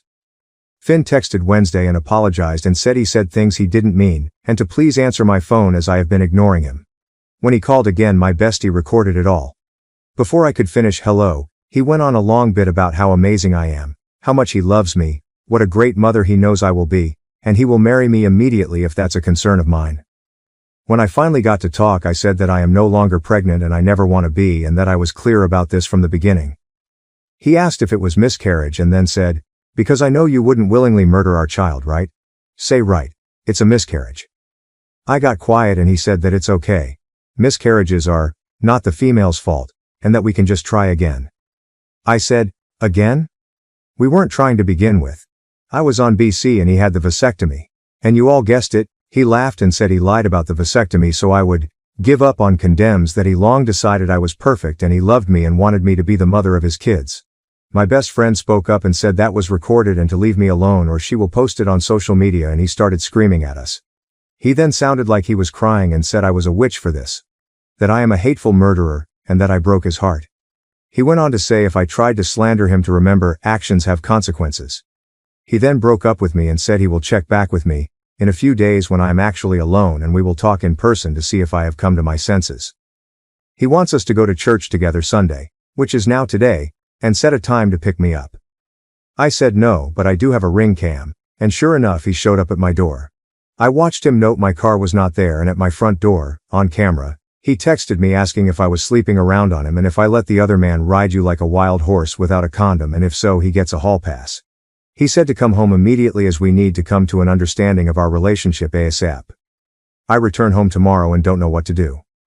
Edit. Anyone who wants to shame my abortion, I have zero regrets, and actually will advocate for them from now on. But I will happily mock you in the comments. Thanks actually. You reminded me how little an opinion means to me if it's coming from a disrespectful and/or bigoted place. At least I get to laugh through this nightmare. Edit 2. I won't be going home alone any longer. My bestie is coming with me and I have a friend in the city I live with my spare key and he is now in my home watching it for me. Edit 3. Since I've been asked in the comments, this really blew up. So sorry if I don't reply to you all. I am in a safe location with 2 male friends who know the whole story and we are looking into options. I don't want to do anything hasty. A guy friend is at my home and thus far it's been quiet. I will make an update when I know more. Edit 4. No, I will not harm myself the way some of you have messaged me. For those calling themselves pro-life, you sure want me to take my own. Not very pro-life at all. And since we're on the topic, I don't want to get pregnant because I was told by my doctors that I have a high chance of passing away, even before making it to term. The child also has a high rate of mortality during the pregnancy. Essentially, we would both kick the bucket before delivery. I am ineligible for tubals or hysterectomy where I live until I turn 40, especially with my insurance, and I would never be able to afford the out-of-pocket fee. The places even still require a husband's signature as a policy. I would be open to adopting if I ever found the right person, and were settled and ready. Relevant comments Aquavanatus. This isn't about you getting an abortion. This is about your ex not respecting you enough to attempt baby trapping you into a long-term relationship and/or marriage. He doesn't respect you or your choices. He lied to you about having a vasectomy. He's gaslighting you and trying to control you. You need to bring that recording to the police ASAP and file for a restraining order because your ex won't stop until he's faced with the consequences of his actions. Remain vigilant. Stay safe. OP answer. Thank you, and to everyone who's been telling me this. I am starting to feel less like I am crazy and more like I need to take action and protect myself from this guy. I think I trusted him so much. I would have happily married him. He said he didn't want kids when we met. This is all a lot, but it's helping me understand more and more that I am being played Sandbar Lakers. Everyone's saying get a lawyer ASAP. But she might not even be able to afford one. OP. Is there anyone who can go home with you? I truly have you safe. Keep us posted, and not because this is interesting but because there are those of us who genuinely are concerned and care. OP answer. I can't afford one. I work in the arts and just would never be able to swing the costs I am seeing online. My bestie is returning home with me and I have a friend at home who is house sitting now. Mysterious. Ben 4354. Isn't the thing he did called reproductive violence? Can he be charged with rape for this? If it's possible, you should definitely go to the police and press charges against him. He's such an asshole. OP answer. This has been brought up, but it's the first I've heard of such a thing, so bestie and I are checking. Every state has its own rules, so we will see. Mine is not pro-choice friendly. Professional Zone 168. The part about him wanting you to go to church with him disturbs me. What kind of church is it? Do you think that he's being egged on by fellow church members? Please consider going to stay with a friend for a while, and then maybe with a family member or another friend after that. This dude sounds scary AF, no lie. OP answer. He goes to a mega church with a coffee shop in it but only on holidays. I told him I did not want to participate and only went with him because he begged for Easter. It was bigger than a 90s shopping mall with a shop and everything. Update 2. I actually forgot about my post, so I apologize. I didn't even realize so many of you messaged me to check in or offer kind words. A lot happened in a short time, but I will try to make it brief. Finn came to my home again, but I was not home. When my ring came, I saw him have a total fit. He was cursing me out, calling me on the phone, and when he got my voicemail he muttered, "I'm going to fucking kill her," over and over again, and said it super loud once before walking off. I have been getting a lot of hate mail, texts, and the like calling me a murderer. My Facebook was flooded with these messages as well, and most of the profiles were people who went to Finn's church. So I sent him a text that either the harassment stops or I will post the recordings of him. All of them. The call, his threats, the texts, his voicemails. All of it. He replied, "I have been patient in my love for you, but you are being a brat." And went on to say that I need to come to my senses and meet with him, because he will no longer spoil me, and discipline needs to be introduced to our relationship, because actions have consequences. As for the rest I will skip over a bit for the sake of brevity. My bestie said that I should go to the police, and we did, but nothing concrete has come of it yet. Something I low-key expected, honestly. It's a small little city outside a bigger, more populated one, and the small town vibes can run deep in certain circles. Many of the people go to the church Finn is at, and that includes a lot of the police department. It came to a head last week when I sent some of the recordings to his parents who are on staff at the local mega church in the area. His mom responded and asked to meet with me, so I went with my bestie to a public spot in the city. When she met with me she was incredibly apologetic and said that his position at the church is terminated. The staff will meet about this and decide on the full measure of consequences as his church family. She told me that she herself had an abortion before Finn was born, and her decision to do so came hugely from the fact that the father was manipulative and abusive, and she was not ready to be a mother even if she had a reliable and loving partner and co-parent. She went on to meet Finn's father and married him and had her children. She told me that she isn't sure if I had an abortion or miscarriage, but either way, I should not be harassed by Christians claiming to be pro-life. I can't explain to you the relief those words gave me considering the vile that was messaged to me. Finn's sister reached out to me via text to share that she does not condone what her brother has been doing, and to reach out if I needed anything. Finn later was arrested for assault. I came to find out, but I don't know who he assaulted or why. Just that he was taken into custody, and as he put me down as his partner, I was called to pick him up as he had been released. The running assumption is that he kept him sober up before releasing him. I didn't. I have since been looking for a new place to live as he knows my address and has come by more than a couple times. I am staying with 2 of my best friends away from my town, and my home is more or less storage for my things until I find a place to move. All things considered, I am actually really happy. My friends threw me a Yeetus that fetus party and decorated the place with the troll comments from my last post.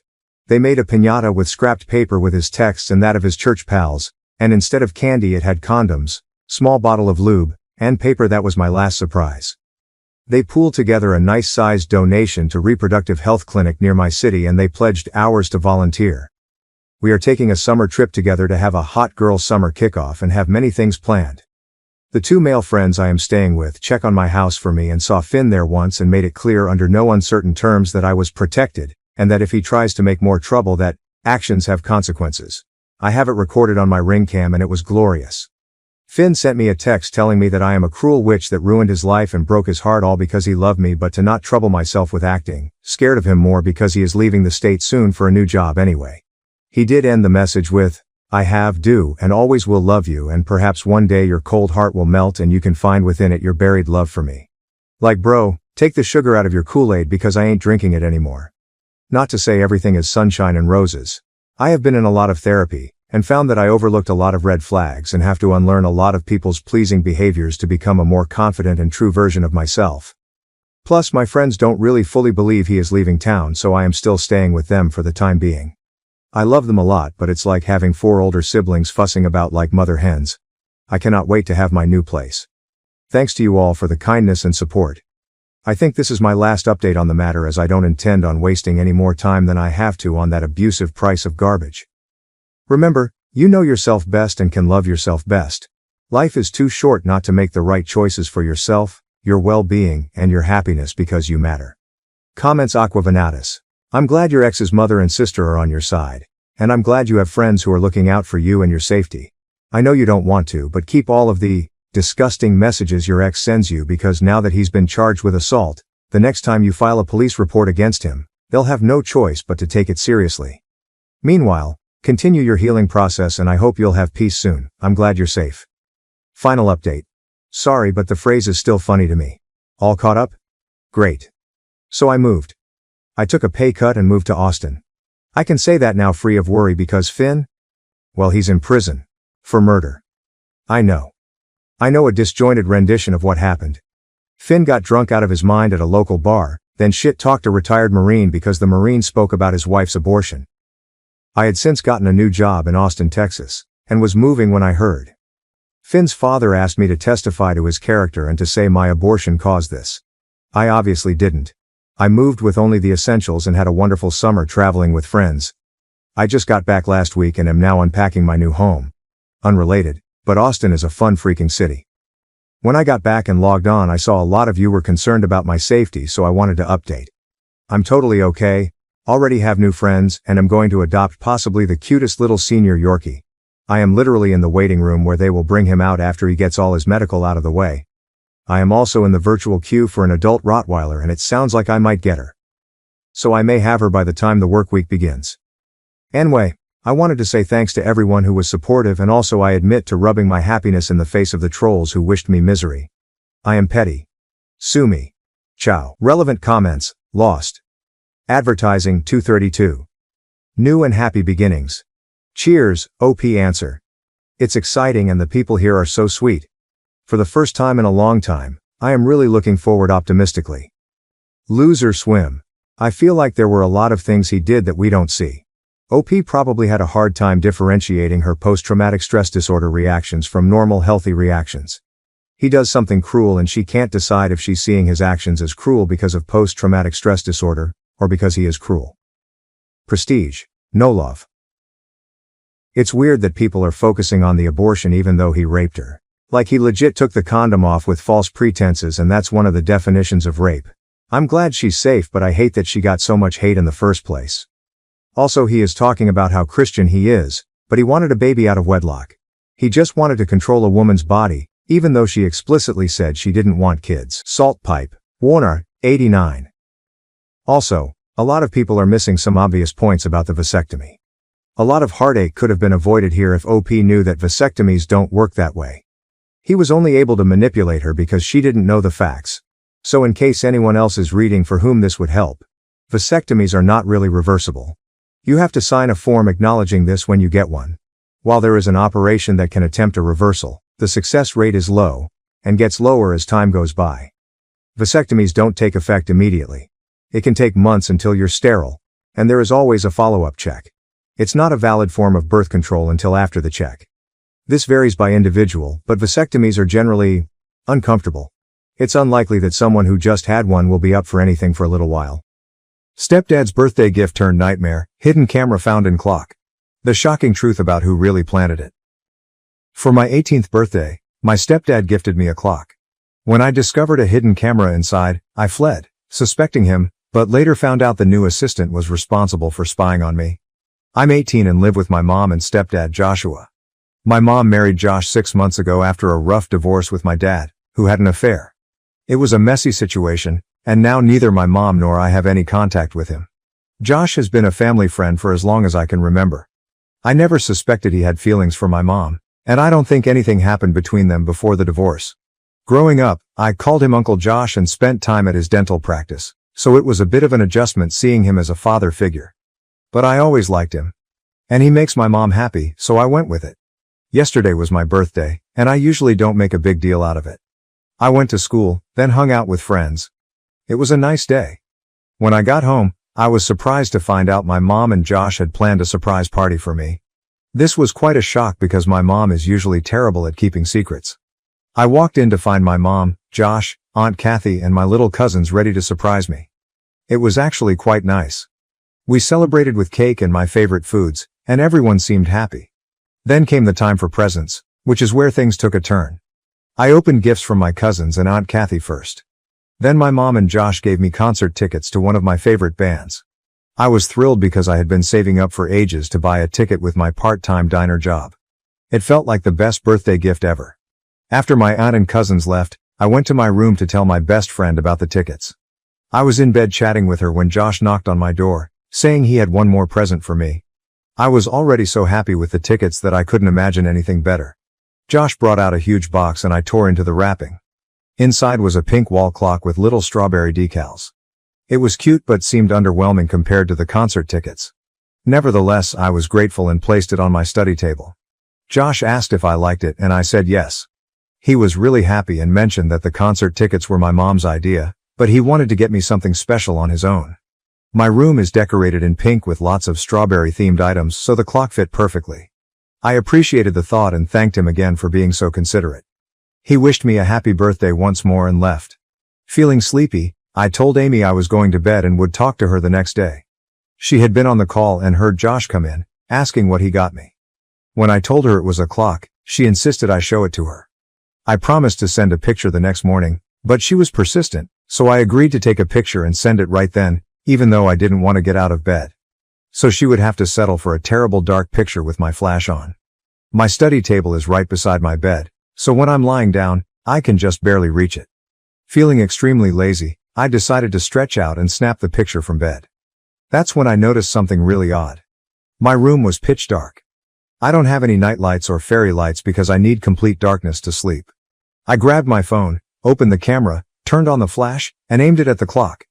That's when I saw it. A small bluish light on the clock. The time flashed in a soft pink, but there was a noticeable blue light. I found it strange but didn't think much of it. I took the picture, sent it to Amy and tried to sleep. I was almost asleep when I remembered something from a movie or TV show and instantly sat up. I glanced at the clock again, did a quick search on Google, and attempted to take another picture, this time with my front camera. Guess what? The same blue light confirmed it. There was a hidden camera in that clock. In case you didn't know, you can detect hidden cameras using the front cameras on most phones, and sometimes even the back camera. I'm not sure exactly where I learned this, but I'm a huge fan of crime documentaries, so maybe I picked it up from a show or something.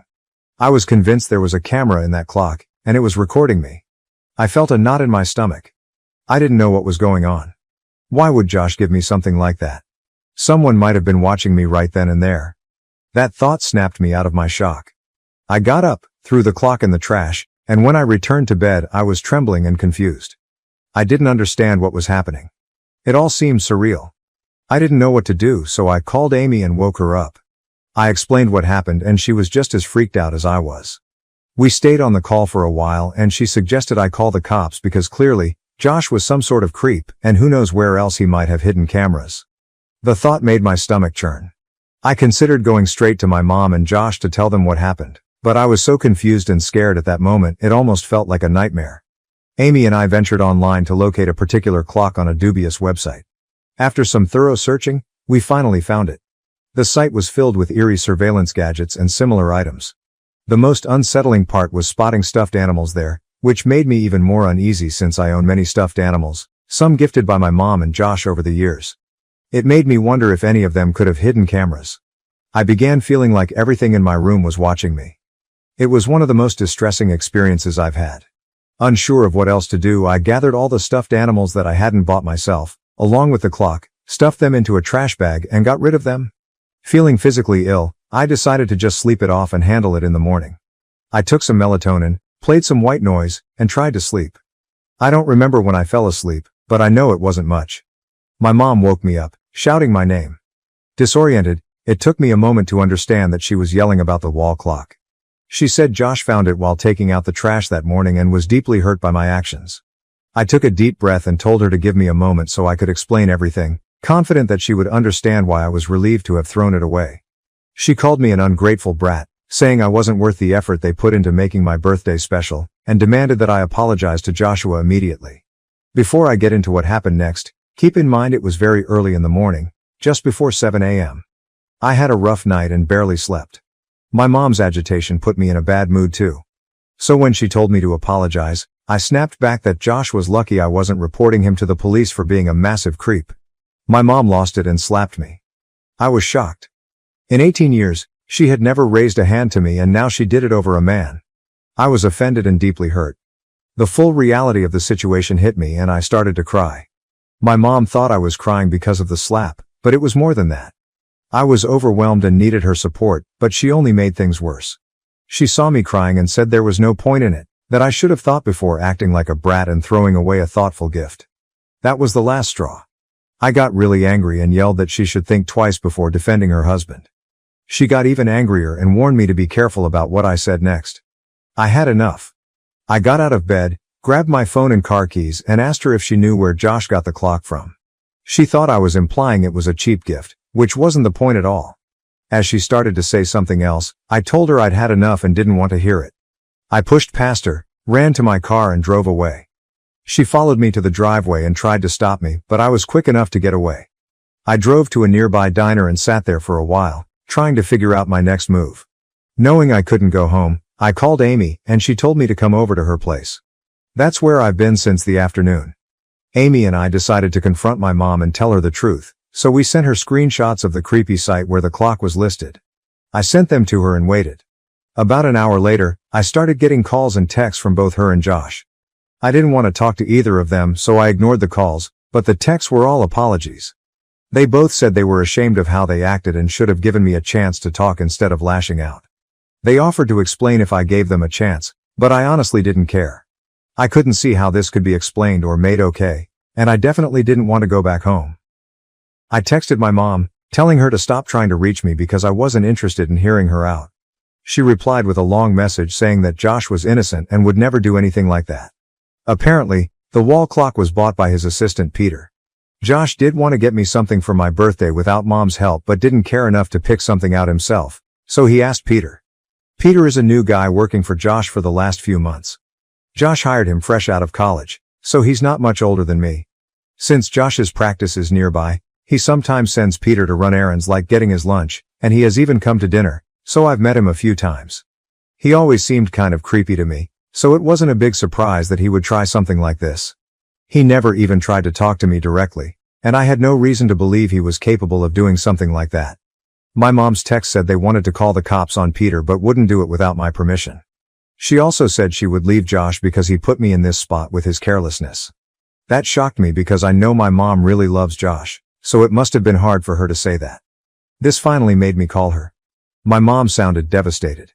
She had no idea about the camera and felt incredibly guilty for not believing me earlier. She kept sobbing and apologized a million times, saying she was sorry for everything, especially for slapping me and not listening when I needed her most. She said she just wanted me to come back home so she could apologize in person and make things right between us. I told her I still wasn't ready to see her but asked if she was sure it was Peter and not Josh who bought the clock. She said she trusts Josh. I told her I was still not comfortable living in the same house as him, and she said I was more important to her, and if I wanted to, she would get separated from Josh. I told her I needed time to think. Also, I got a million missed calls from Josh, but I didn't pick up any of them. He texted me many times, saying he can prove that Peter bought the clock and that he had no idea it had a camera. He also said my mom wasn't speaking to him and begged me to hear him out. He said he loved my mom and me as a daughter and would never do anything to hurt us. So that's what my day has been like. Amy has been my rock and said I can stay with her as long as I need.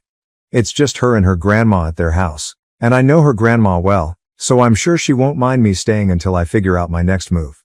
My mom has even tried to reach Amy, but she didn't pick up.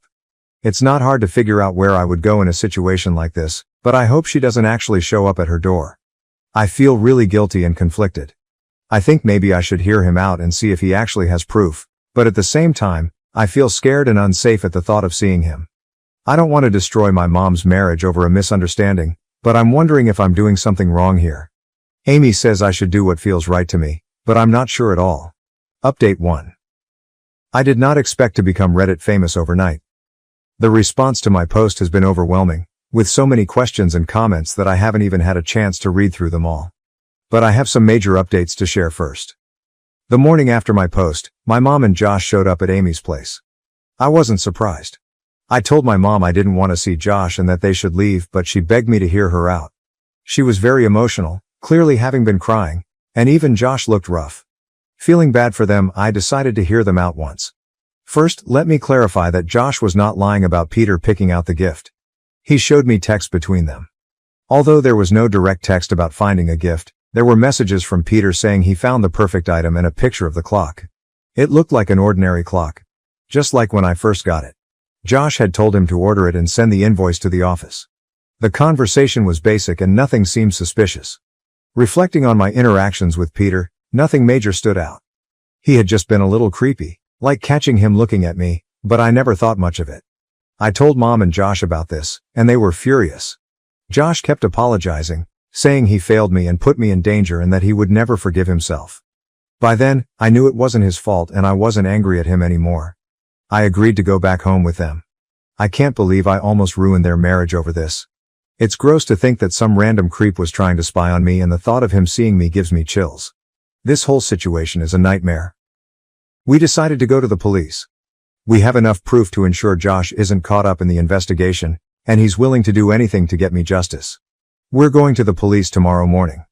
The clock is still in the trash because we don't want to alert Peter if he's still watching. I'm nervous, but at least I have support. I hope they catch him and teach him a lesson. I'll try to post an update. Some of you suggested not trusting Josh, thinking he might be in on it with Peter and now trying to shift the blame. I understand your concerns, but I trust him. Peter has been a creep for as long as I've known him. Even if Josh were capable of such a thing, why would he involve Peter, someone he's only worked with for a few months? I checked the texts on Josh's phone and the timing between messages. It didn't look like any were deleted, and Josh showed me the transfer of money to Peter's account for the clock. He had no way of knowing where the clock was bought from. All of this makes me feel like I can trust Josh. I'd rather give him the benefit of the doubt over Peter. Sure, Josh should have been more careful and picked out the gift himself, but that doesn't make him a criminal. Peter wouldn't take the fall for Josh because there's enough proof to get him in trouble. If Josh was involved, the investigation will reveal the truth. Regarding how Peter knew I would like that kind of clock, Josh mentioned that he told Peter to look for something pink and preferably with strawberries. It's not a hard guess for anyone who knows me. I love pink and have a lot of strawberry-themed things. It's just part of my personality. But instead of focusing on that, we should be more concerned that these products even exist. Many of you have asked me to name the site where the clock was bought, but I don't want to cause trouble. However, you can easily find it if you search for hidden cam clocks online. Amy and I found it pretty quickly that night. Update 2. We called the cops on Peter and he got arrested. Thank you to everyone who offered advice and support on my previous post. After reading your comments and discussing it with my mom and Josh, I realized I couldn't just let this go. I felt shaken and scared, but I knew I needed to act to protect myself and possibly others. I talked with Amy and realized he might be doing this to other girls. Maybe even minors. Stepdad's birthday gift turned nightmare, hidden camera found in clock. The shocking truth about who really planted it. For my 18th birthday, my stepdad gifted me a clock. When I discovered a hidden camera inside, I fled, suspecting him, but later found out the new assistant was responsible for spying on me. I'm 18 and live with my mom and stepdad Joshua. My mom married Josh 6 months ago after a rough divorce with my dad, who had an affair. It was a messy situation, and now neither my mom nor I have any contact with him. Josh has been a family friend for as long as I can remember. I never suspected he had feelings for my mom, and I don't think anything happened between them before the divorce. Growing up, I called him Uncle Josh and spent time at his dental practice, so it was a bit of an adjustment seeing him as a father figure. But I always liked him. And he makes my mom happy, so I went with it. Yesterday was my birthday, and I usually don't make a big deal out of it. I went to school, then hung out with friends. It was a nice day. When I got home, I was surprised to find out my mom and Josh had planned a surprise party for me. This was quite a shock because my mom is usually terrible at keeping secrets. I walked in to find my mom, Josh, Aunt Kathy and my little cousins ready to surprise me. It was actually quite nice. We celebrated with cake and my favorite foods, and everyone seemed happy. Then came the time for presents, which is where things took a turn. I opened gifts from my cousins and Aunt Kathy first. Then my mom and Josh gave me concert tickets to one of my favorite bands. I was thrilled because I had been saving up for ages to buy a ticket with my part-time diner job. It felt like the best birthday gift ever. After my aunt and cousins left, I went to my room to tell my best friend about the tickets. I was in bed chatting with her when Josh knocked on my door, saying he had one more present for me. I was already so happy with the tickets that I couldn't imagine anything better. Josh brought out a huge box and I tore into the wrapping. Inside was a pink wall clock with little strawberry decals. It was cute but seemed underwhelming compared to the concert tickets. Nevertheless, I was grateful and placed it on my study table. Josh asked if I liked it and I said yes. He was really happy and mentioned that the concert tickets were my mom's idea, but he wanted to get me something special on his own. My room is decorated in pink with lots of strawberry-themed items, so the clock fit perfectly. I appreciated the thought and thanked him again for being so considerate. He wished me a happy birthday once more and left. Feeling sleepy, I told Amy I was going to bed and would talk to her the next day. She had been on the call and heard Josh come in, asking what he got me. When I told her it was a clock, she insisted I show it to her. I promised to send a picture the next morning, but she was persistent, so I agreed to take a picture and send it right then, even though I didn't want to get out of bed. So she would have to settle for a terrible dark picture with my flash on. My study table is right beside my bed, so when I'm lying down, I can just barely reach it. Feeling extremely lazy, I decided to stretch out and snap the picture from bed. That's when I noticed something really odd. My room was pitch dark. I don't have any night lights or fairy lights because I need complete darkness to sleep. I grabbed my phone, opened the camera, turned on the flash, and aimed it at the clock. That's when I saw it. A small bluish light on the clock. The time flashed in a soft pink, but there was a noticeable blue light. I found it strange but didn't think much of it. I took the picture, sent it to Amy and tried to sleep. I was almost asleep when I remembered something from a movie or TV show and instantly sat up. I glanced at the clock again, did a quick search on Google, and attempted to take another picture, this time with my front camera. Guess what? The same blue light confirmed it. There was a hidden camera in that clock. In case you didn't know, you can detect hidden cameras using the front cameras on most phones, and sometimes even the back camera. I'm not sure exactly where I learned this, but I'm a huge fan of crime documentaries, so maybe I picked it up from a show or something. I was convinced there was a camera in that clock, and it was recording me.